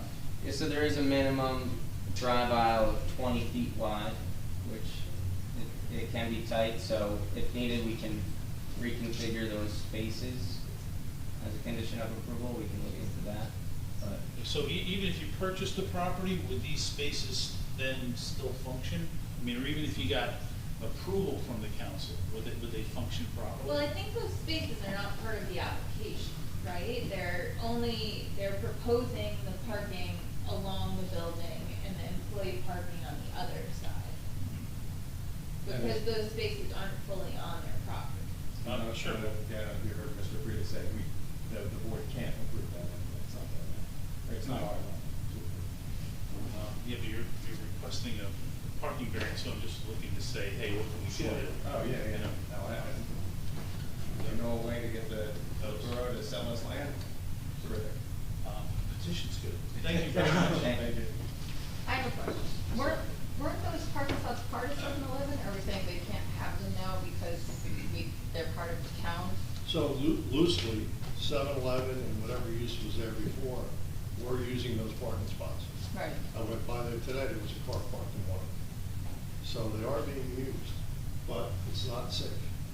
It's very difficult to back a full-size vehicle out of a parking spot with another car behind you with a 20-foot aisle. That's the problem. And they're not fully on the property. Okay, thank you. Chip Frederick, 704 Fourth Avenue. I'm assuming the HVAC's gonna go on the roof. Negative. Follow-up questions. Will there be courtesy panels provided so we don't have to look at any of the lowers or anything? They exist currently, they're on the roof right now. Okay. Yeah. Will you put courtesy panels up so we don't have to see it lower? He's asking for like screening, Okay. so that we don't see. We can do that. If there isn't already. There could be. I think there might be, actually. On the, But we can make a condition that we put screening up there if it isn't there already. Thank you. Sure. Any other questions? Seeing none, close it. Make comments, opens up to the public for public comments. Thomas J. Cohen, 612 Third Avenue. Swear affirm. Yes, sir. Swear affirm to tell the truth, the whole truth, and nothing but the truth. Yes, I did. We're very excited about this site being developed as a restaurant, as the appropriate use. But this is a one-time shot for this board and the municipality to make this really function properly. I think bringing the application in to attempt to utilize the previous curb cuts is really not the proper way to do it. I believe this can be designed to increase the number of spaces, both off-street and on the site. I think a little bit more time needs to be put in. It is the perfect building, I'm sure they'll give it a great facelift, but this needs to function impeccably for the benefit of everyone and for the positive benefit of the variances they're requesting. So I would recommend that they come back with a superior design. Also, Mr. Frieda does call out that the curb cut should be redone in concrete. I believe that is accurate. And so if you're gonna relocate them or work them in, it should be done right and done one time. The applicant can be happy, the residents can be happy. So that would be my recommendation, and I am noticed within well, I wasn't noticed, but I am within 200 feet, so I should have been noticed. But anyway, we're excited to get it. You're not objecting? I'm not objecting at all, no, sir. But it's only that I come here every week, so I was gonna be here anyway. So you have noticed? Yes. But anyway, I believe this should be tabled with some new thought for the parking to make it perfect. Thank you, sir. You are listed on the notice. I'm gonna defer to our. I'm sorry. You have the notice? Yeah, it's right here. You're listed. So, But I didn't receive the mail. Okay. so I'll say. the applicant gets to rely on the notice that's Okay. provided, so Yeah. your notice has Totally been understand. satisfied. I think our board's gonna defer to our professionals as to that question. And that was part of my question at the beginning too, about the egress and such to this property. But I'm gonna defer to our professionals as to what they think about that. Oh, okay, I mean. I just, we're not traffic planners, we don't have that background. I think it's between Christine and Jerry, their feeling. So if I could just offer one comment to Mr. Cohen's point. Would you guys consider adding a parking space where, you know, where your EV station is? Would you consider adding another parking space? There's one. Slide the EV station to the, you know, past the other parking spot. Because the only way you're gonna be able to pick up any on-site parking, that's the only spot. And one spot, it may sound trivial, but one spot is huge. So I just want to. So on the west side of the Yeah. parking lot. So we're asking them as a condition of approval, would they add a parking spot on the west side of the lot? And of course, that means pushing the pavement out if it isn't out there already. I don't think it is. We may have to add a little pavement to swing that back in.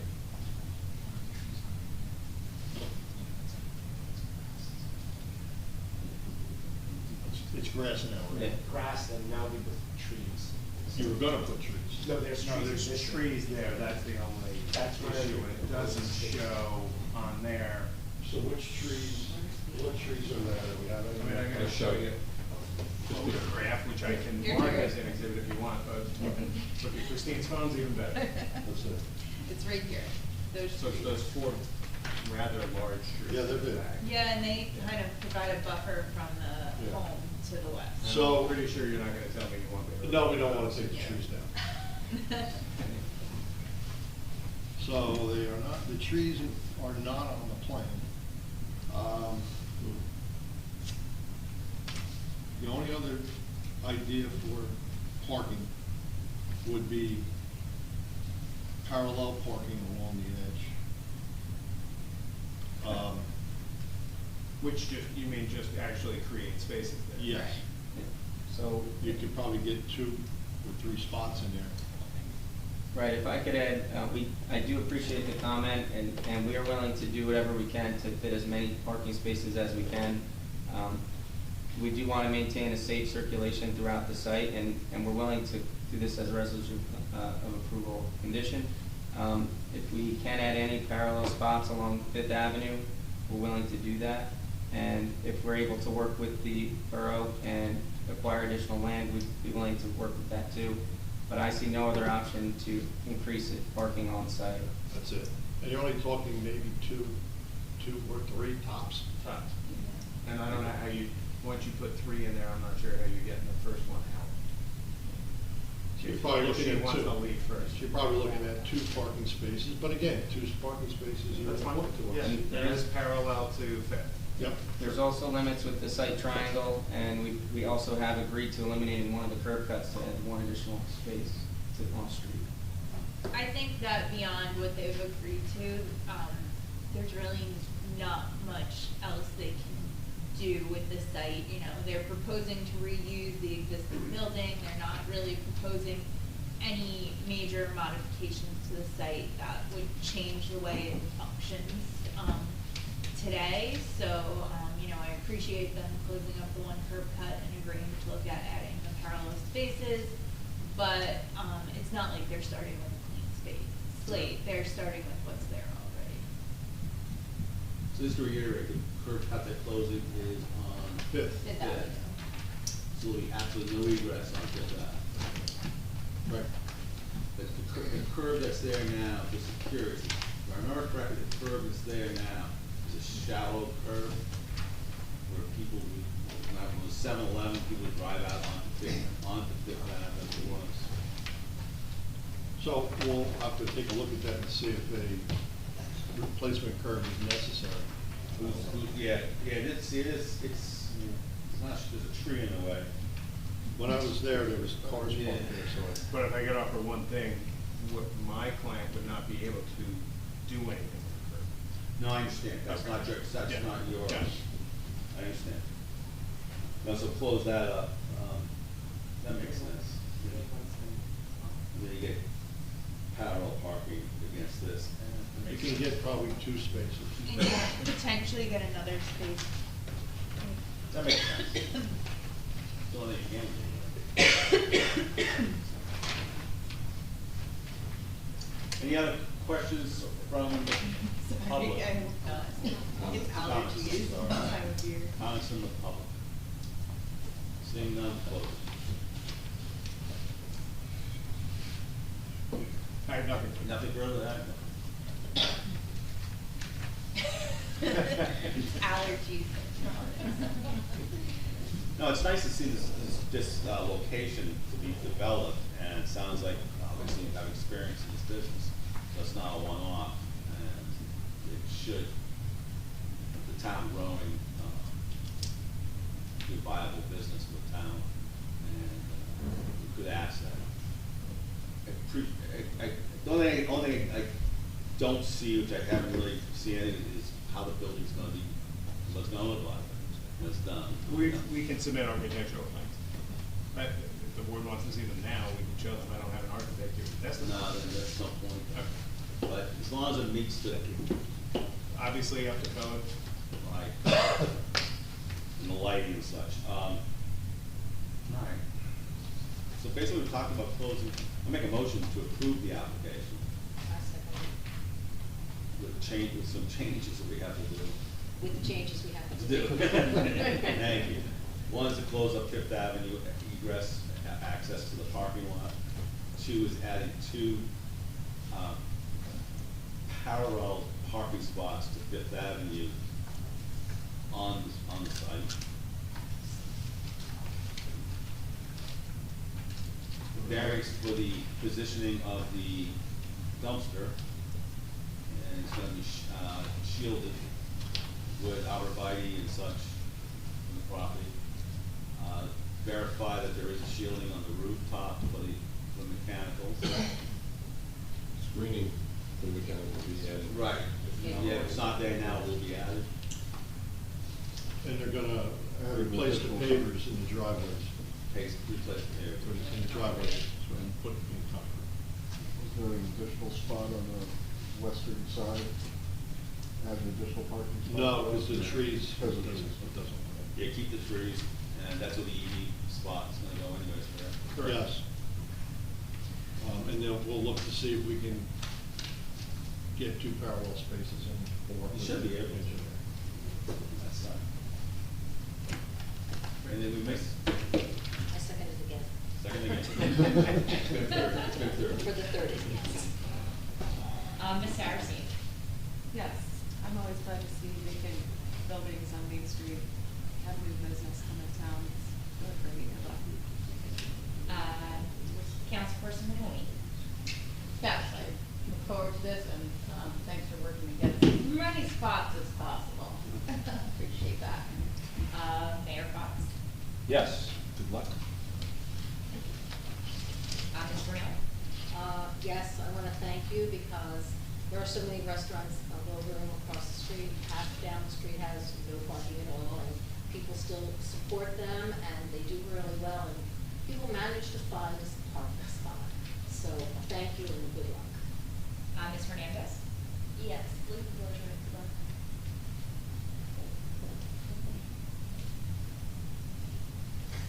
Ms. Boco? Yes, it's been an eyesore for a long time, so I'm really thrilled that a great viable business is coming to town. Mr. Sexsmith? Yes. Ms. Reardon? And Chair Mayor? Yes. For all the reasons given. When's the opening? As soon as possible. Congratulations. Thank you. Thank you all. We'll let Jim know. I already texted. Are you going to try to get in under there? Oh, that might be mine. Thanks for coming.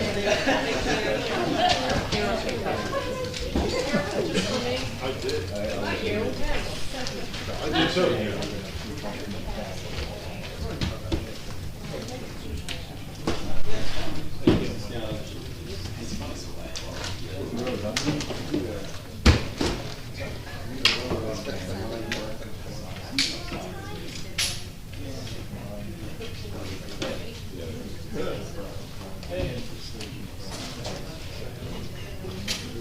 Wow, I got board members dropping like flies here. I would take it first, we'll take it first. Say it. I know the reasons. Happy Memorial Day. See ya.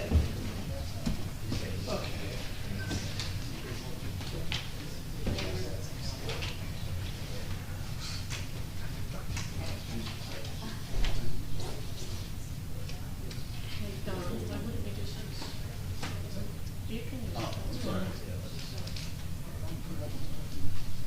Palmer.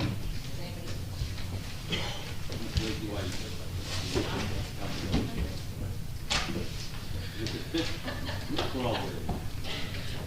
All right. Ready. Okay, so our next and last application under consideration this evening is LUD 24/05. This is for an amended minor site plan, Bradley Labs LLC, Block 71, Lot 30, 110 Main Street. Applicants seeking amended minor site plan approval to further reconfigure the interior and exterior of what was previously approved, including the elimination of 2 additional screening rooms, so as maintain a single-screen movie theater. The reconfiguration will also add a function space for use in conjunction with private screenings, along with other interior and exterior renovations. To the extent the board determines that the proposed application expands the use granted by the prior approval, then the applicant will seek a use variance pursuant to NJSA 40:55B 70B2. There are no changes proposed relating to the bulk variances previously granted by the board, and the applicant is represented by Jennifer S. Kramko, Esquire. And just for the record, Lauren Saracine and Ariana Boco are recused from participating in this application, and they have left the meeting. Good evening, Mr. Chair, Mayor, members of the board, Jennifer Krimko from Ansel, Grim and Aaron, here on behalf of the applicant. Just one correction, and Christie is correct, it wouldn't have been appropriate for her to change the agenda since we didn't formally amend the application. I had the pleasure, and I say that because we came to a swift resolution with it, to meet with your professionals via Zoom before the meeting, and there was a question with regard to that private space and whether or not that would actually create a use variance. And we agreed that it could be conceived that way, and there wouldn't be a quorum, and the mayor and the councilwoman wouldn't be able to participate. So what we are proposing to do, and as you're gonna hear through the testimony, and I just want to let you know up front, so the mayor and the councilwoman can sit in, we are going to, that is not going to be a private room, that is just going to be a second theater room. So as I go through what the changes are over what was here, I think it will all make a little bit more sense. So because this is an amended application, and I know that it did go through a hearing and then a hearing with regard to temporary use, I just want to go through what we're proposing to do here and why we're back. In the first instance, Excuse me, just for the record, so what you're proposing tonight, therefore, is not a use variance. Correct, correct. So I know that the last time around, and the applicant was represented by prior counsel, there was a lot of rush to get everything done, and the applicant appreciates all of that on behalf of the board and the borough. Unfortunately, they had hoped to get the funding for the project local. They wanted to get local buy-in and have some local stakeholders participating in it. That didn't pan out the way that they had hoped, and as a result, they had to expand their net, so to speak, to go further outside of Bradley Beach and even New Jersey in order to get funding to support the project. So the delay was due to the need to seek out funding from a wider circle. Funding, I'm happy to report, has been achieved, and should the application be approved tonight, the intention is to hopefully break ground and start working end of July, early August. We are ready and poised to get moving on this. As we were seeking the funding, and the architect, who I'll introduce in a moment, was starting to look a little bit closer from the schematics that were presented before you into actual construction drawings and ADA accessibility and the like, it was determined that there could be interior renovations that would be less expensive to construct, would be equally as ADA accessible, and would allow the site to continue to function the same way. So just by way of quick summary, the existing theater, which we're all familiar with, having been in Bournemouth Monmouth Medical Center, and might have even seen my first movie here. That is a one large theater room or screening room with 476 seats. At the prior approval, this board approved it broken down into 3 separate theaters, which could each have movies at the same time. There was one large theater of 185 seats and 2 smaller theaters with 39 seats each. Then there were flanking cafes and a bar on the entrance, and while the number of seats shown were something less than that, the resolution of approval did approve 32 seats in that cafe bar area. What we're proposing tonight is actually the opposite of the expansion of the use or use variance. We're actually downsizing the intensity of what you've previously approved.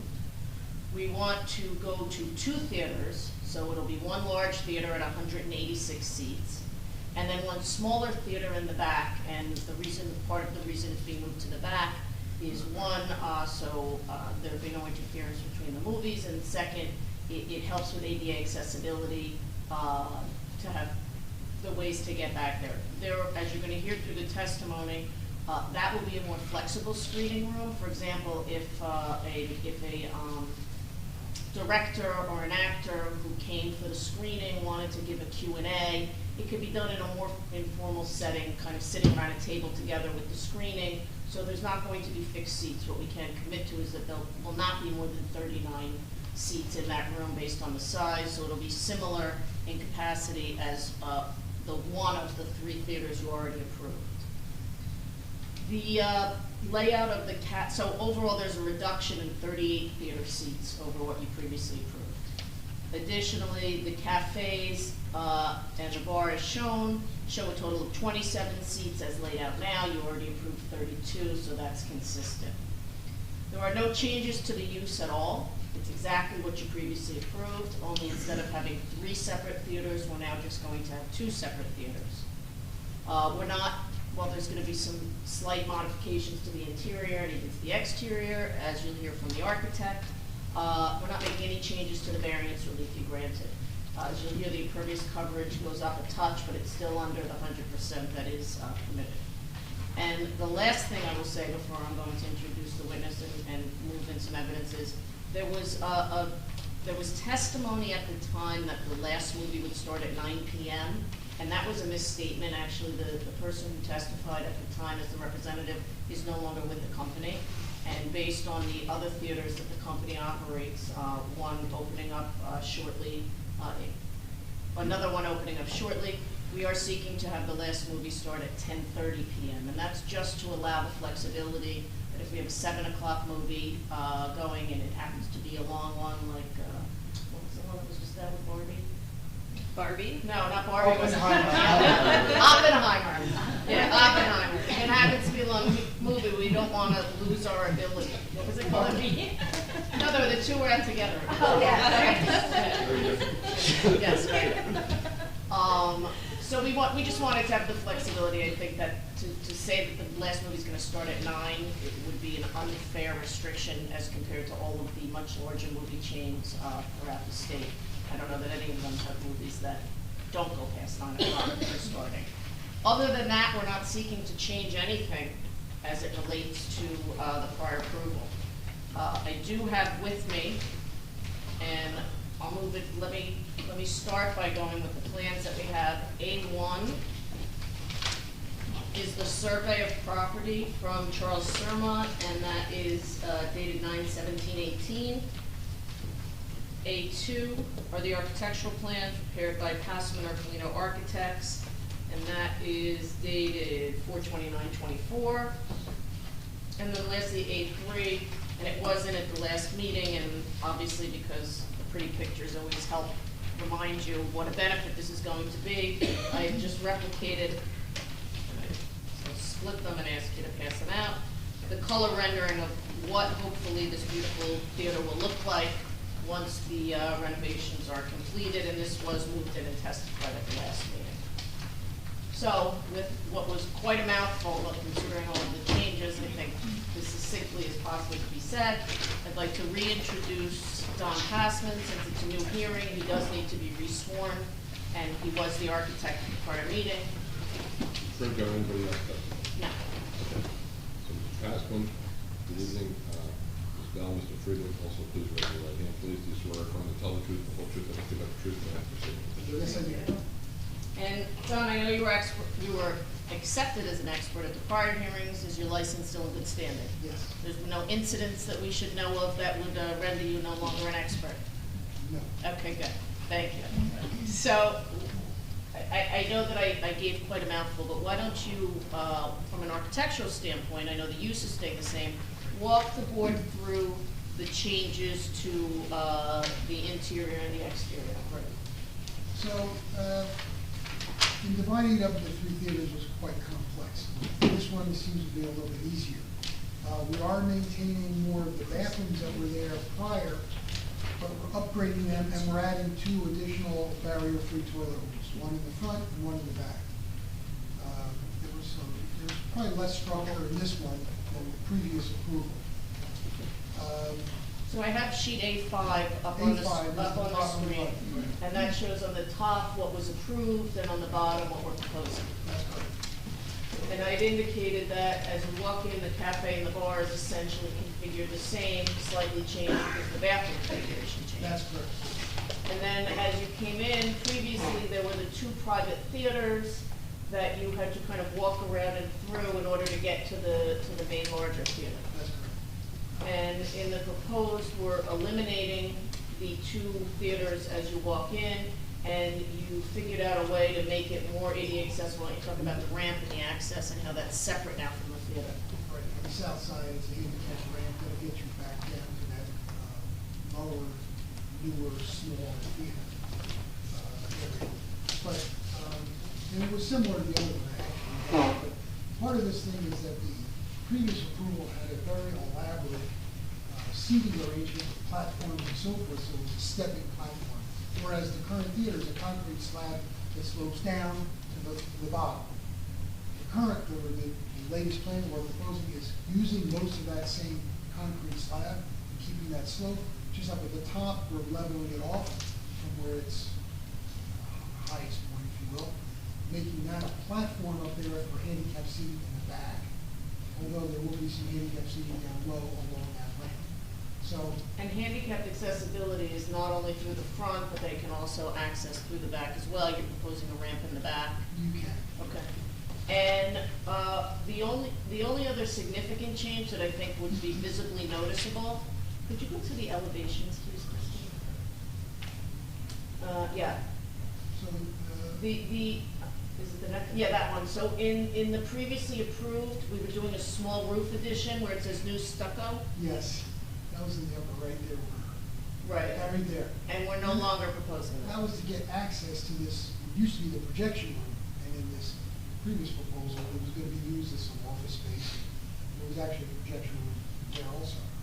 Now that's gone because the projection room is on the lower level via like a lift that takes the projector up, it shoots through. And there's more room now because those other two theaters aren't there in a way. The That's right. projector can go there. Can do that, right. So that's really the only That's it. change on the front, is that instead of having that addition, it's not gonna be there anymore. Because that space is just gonna be left alone. And with regard to the alleyway, there's some minor modifications with regard to window and door location, and again, that's just a function of where we needed egress as a result of the interior changes. That's correct. I- A couple windows added in the rear just for some light in that screen room. It's not, I mean, that time. I did bet Michael York that I could do it in less time than him, even less than him, but no, just teasing. No, I mean, I'd be happy to make it more complicated, but it really isn't. It's the same theater, less separate theaters. I know we had some discussion, at the first, when the first plans came through regarding the side door on the north side. Yes. And, but concerning neighbor, nothing's changed as far as. No, nothing's changed, and I'm glad you brought that up, Mr. Mayor. There is, can we go back, I'm sorry, Christie, to A5? As you can see, in the second theater, I'm gonna call it, because it's a smaller one, there's a door that says proposed door that goes out the back to a ramp, and that would be right up against the neighbors. And just so the lower bottom right corner, Chris. Where it says private. Oh, right there. So, while that door is there, that's an emergency egress and also ADA accessibility that will not be used to let people in and out of the Right, theater. and was the alleyway gonna remain open or closed? Open.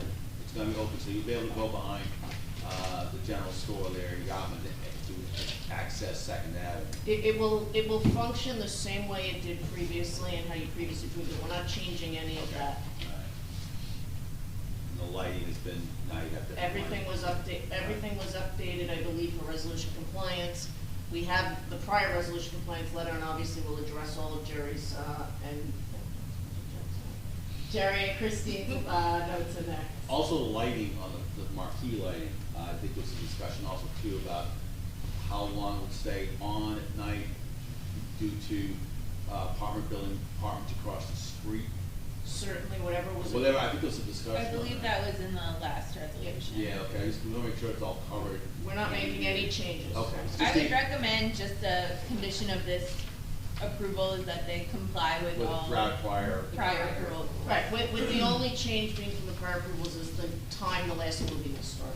That was it. In that private function space, you're not calling it down anymore. No, correct, it's just gonna be a second theater.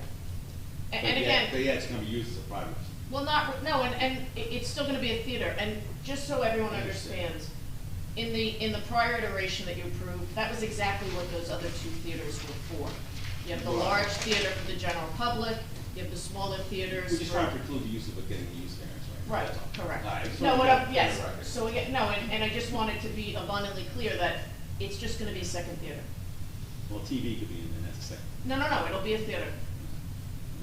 It'll absolutely be a theater. No? That little, I'm sorry, so that little space right there where it says 555 square feet? Yes. Not that I can see that from here, but I saw it here. That's a theater. I can see it well enough to see some things, but, oh, thanks, Christie. So that's a theater? Yes, it's going to be a smaller theater, so for example, I don't know how many people grew up around here. Anyone remember Middlebrook Movie Theater? No, I'm not. Okay. Okay, well, Middlebrook Movie Theater, you'd go into the big movie theater as a kid, you'd see the movie, and then you'd have your birthday party in a little room, much smaller than that, kind of next to the movie theater. So you can rent it? So this is, but it has to be in relation to a movie. So for example, what I'm saying is, you could, just like the other space, it's exactly the same use as the other two theaters you moved, where, let's say I wanna have a kid's party and show a kid's movie. The kids go in there, they watch the movie, they get a little cake after, or let's say Danny DeVito wants to come and, show My Cousin Vinny. Is that how he was in? No. No. All right, twins. Twins.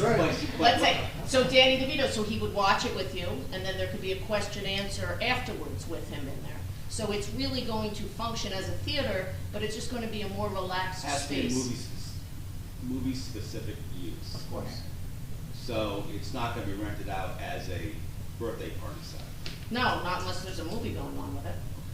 That's all I was gonna be clear, because let's be real, we're tiptoeing around this, and it's gray, it's kind of a gray area, but I understand why you ask it to be, described as this. Yeah. Right, okay. And is there a barrier between the private function space and the main space? Yes. Or is it, I mean, can that be removed and then No. you've got kind of a, you can have a huge screen? No, no, no. So this is a door. Yep. So you come down here and you can either enter the private space. That's, you can't go in this way, that's an out only. Okay. And then this comes in here and you can go out that way. So to get to the front theater, you have to go through here. And that was the other thing. On the other layout, it was all kind of, the doors were all together. There wasn't the ability to keep it kind of separate, where here, you could watch a movie in here and not bother anybody here. It just. And where the word screen is where the screen for the main theater is. Oh, And the I space see. I behind see it, what's the behind space it. behind it is the speakers and so forth. Okay. For that theater, Oh, and there's alright. a giant thick wall, soundproof wall. Thank you. That would separate. Thank you, that raises that whole. So where would Right. the screen be in that small? We're not sure, and it may be a movable screen. I'm just not sure. Right, I mean, my guess is that it would, depending on how the site is laid out, it could be on either end, or it could really be where those tables are. And the seats could be set up vertically in lines that way. I have a question for you though, regarding, let's go back to the cafe and such. The original plan was bringing food in from the outside, is that still the plan? Yes. That's correct. You're not sworn in. Oops. Yes. No, no, no. Yes. So the plan was still to bring Deja vu. outside food sources, local, Everything is the same, we're changing nothing. and the bar was basically a minimal service bar. It wasn't a full-blown bar. Again, whatever was testified to at the last hearing remains the same. When you say not a full-blown bar, I don't know that there's gonna be a limit on what's going to be served. No, originally it was gonna be just cans of wine coolers and such. No, that's not the case, Mr. Chair. What you're thinking of is when they came in to have it temporarily open for the summer. That changed. Yes, Okay. there was an intermediary resolution where they I came in remember for the that. summer. That was a pop-up. Yeah. Unrelated. Okay, just wanna make sure. I can hear them behind No, I just gotta make me. sure, because this has gone, let's be realistic, this has come full circle so many times here, I know. where chairs were coming from Ukraine, chairs are coming from Finland, chairs are coming from all these places, and we still have an empty building. So it's just, are we really gonna start moving forward? Yes. That's my point. I know Yes. you're not, you can't say anything. And you can ask Christie how I begged, pleaded, and borrowed to get on tonight's meeting, knowing how eager they are to get to move All on. right, We're that's ready, good. we're ready So- to go. So's the town, that's all, we're just trying to get it moving forward, and. We're all trying to That's work why also together. you opened the Again. way you did, explaining why. Yeah, and right, and when, listen, in fairness, when we met in technical, Mark said, look, they're gonna wanna know, well, I can't say it the way I wanna say it. 'cause I know, on a I record. read your mind. Yeah, I've but asked the same question. why, why are you playing around? Let's get started, we're ready. All right, very good. I just have one more question, Sure, sorry. please. Because I wasn't here at the first time. Me neither. Okay. Great. So, you guys have done a reduction in seating and everything. So in the first application, everything was handled with, do you have enough parking? Do you have everything? That was all Yes. handled at the first time. So since you're reducing the occupancy, then. Well, what I can tell you is, there's no parking. Right, So, there's that lot next so to there's no right? parking, Yeah. and the original He's gonna theater, jump out he of his can't, seat. the Okay. original theater Sorry had about that. 400 plus seats. Right. This one, the one you approved had a little bit less, and this one has even less. Yeah. Right, and that was, an existing nonconformity that they were granted relief at the time of the last application, so that still is ongoing.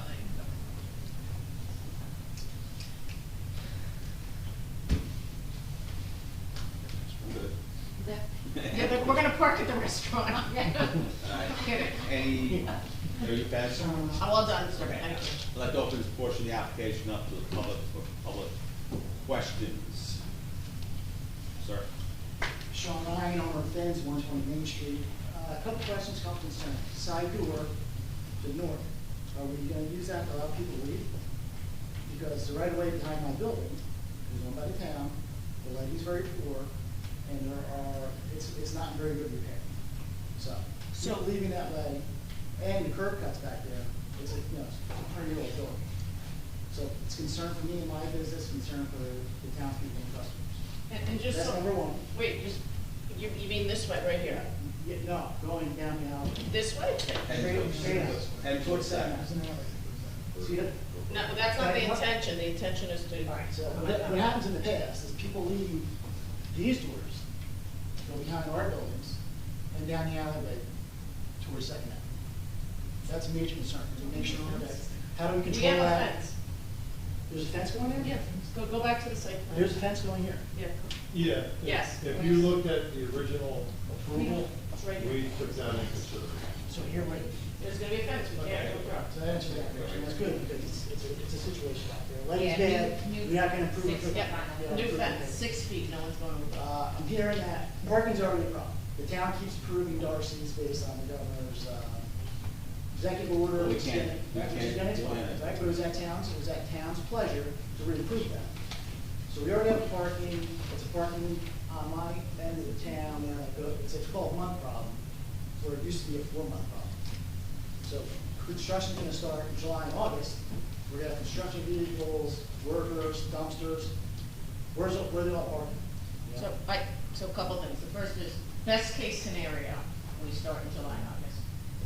And as far as construction, I don't believe, and Mark, you can correct me if I'm wrong, the construction, parameters are not really dictated by this board. It'd be something we have to organize with your police department, your construction department, and the like.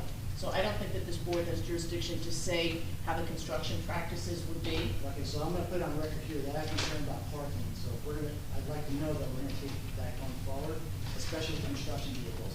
That you're not parked there all day long, they come 7 o'clock in the morning, you're there at 4 o'clock in the afternoon. So- On Main Street. So again, what I can assure you is that we'll comply with your ordinance and comply with any directives from either the police department or the construction department. You got to deal with. And the fire marshal. And town Just, council. I'm pretty here, these are concerns. I'm here 22 years in that spot, town owner, town resident for over 30, so. Duly noted. Any other questions? Thomas J. Cohen, 612 Third Avenue. Do we go back to that other one where it shows the approved? Yeah, you have to ask Christine. Yep. Oh, I don't have it. Christie, thank you. Oh, Christie, thank you. You're looking for I think the it's page. five. Yeah, yeah. Mr. Passman, let's see. Sorry, this Sorry. one, I think, yeah. There you go. sorry. No, right there. Yeah. So, this area here, I was trying to read this. It says, slope up to grade, but Yes. that's not reflected on here. You're manipulating the grade there, is that what you're doing? No. Okay. It's Around around, the grade, the bottom slab where that small theater is Mhm. lower than the ground level. So Okay. you gotta slope up to get the grade. Great, okay, so that's why it's not reflected on the first one, because We you weren't. weren't, Yeah. it wasn't really delineated, we were changing floor levels and so forth. Perfect. And then the previous application for the theaters, you're showing all the layouts. Would it be possible for you to revise the plan and show the screen location and the 39 seats we're not, in this? we're not having fixed seating, that's what I said in my opening. Okay. It's going to be casual seating, tables, chairs, couches, things like that. There will be no fixed seating in there. But you're limiting it to 39. We are limiting it to 39. And when I people. asked where the location of the screen would be, they said it could rotate. Sure. Could the plan be revised just to reflect occupancy of 39? Well, it's not a legal occupancy of 39. Again, No, that it's is what you're 39 proposing from based on, viewing. But it's what you're proposing and, Well, you know. as you can see here, there's less than 39 seats shown. Yeah, but like in here, there's the note, seat count may vary, final seat count will be We can based on certainly add a note construction. that the final seat count will be no more than 39. Yeah, I appreciate that, thank you very No much. problem, happy to. Any other questions? Seeing none, closes portion to the public. Do you have anybody else come out? I do not. That's it. That's it. So, opens up for public comment.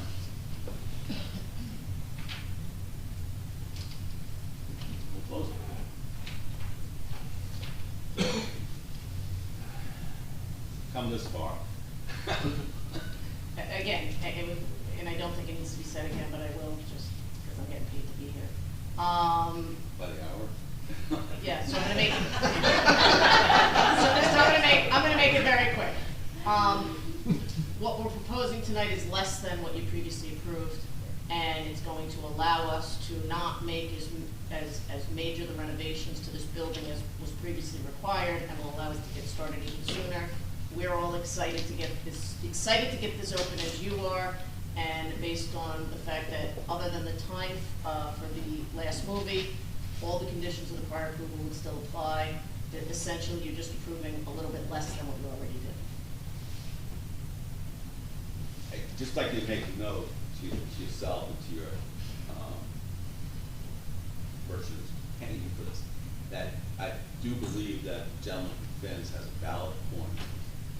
It's a valid point that you've got to be cognizant of how you are doing this and how you're going to impact all those buildings on Main Street, from Yachtman, these people have been here for years. Not only do I agree with you, Mr. Chair, I raised that issue today on the phone with my clients about the board perhaps having a concern with regard to summer and having to be very careful to make sure we're not impacting it. Right, you've got to be aware, Yes. and you've got to make big considerations. And once summer's over, well, things change, but still, you've got to take into account the people who have viable businesses who've been there for years. You cannot be detrimental to it. Understood. And we'll see what alternatives there are for the parking of construction vehicles. Yeah. If there's a way that can possibly help them. Park somewhere else and plus them. Right. I wouldn't do it. Take the train. They're gonna take their tools on the train. No, they do. Okay, so the changes, make a motion to approve, because we've come this far, let's get this moving. But you've got you're going to, in the final plans, 39 seats in that theater. Second theater, we will relabel that to theater number 2. Yeah, then just put them up. Yep. Yeah. Yeah, otherwise, yeah. And also too, I didn't hear any objections to the 10:30 final movie time. So I would assume that's, consensus is it's good. So that's okay. What was the other part we had to deal with? All the conditions of. All the conditions that you can stay, yeah, everything's been, that's all that you've asked for, sir. Anything we missed? And also, you are still bound to the first agreement that we had. Yep. All right. Is that a second? Second.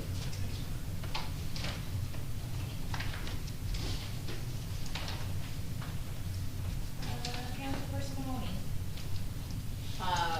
Yes, based on with the stipulations that were mentioned, yes. Thank you. Mayor Fox. Yes. Ms. Brunel. Yes. Mr. Sexsmith. Yes. Ms. Reardon. Yes. And Chair Mayor. Yes. Thank you. Thank you Let's very get much. this going. And can someone call Michael York and let him know it was, about 20 minutes? Very good. Oh, wait. All right, good. I forgot to call Liz. I was wondering why, I didn't know if you were. Me too. Okay. Yes. I apologize. Thank you. Because I had to go mark doctors, I was like, I don't want to. Make a motion for adjournment. All in favor? Bye. Okay, next meeting, June 20th. Happy Memorial Day, everybody.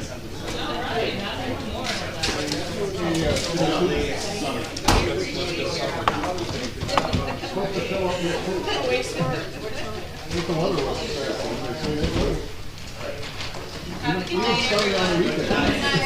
Every day.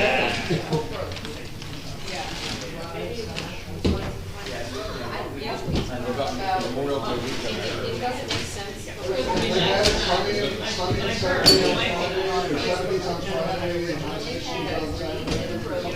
So, typical.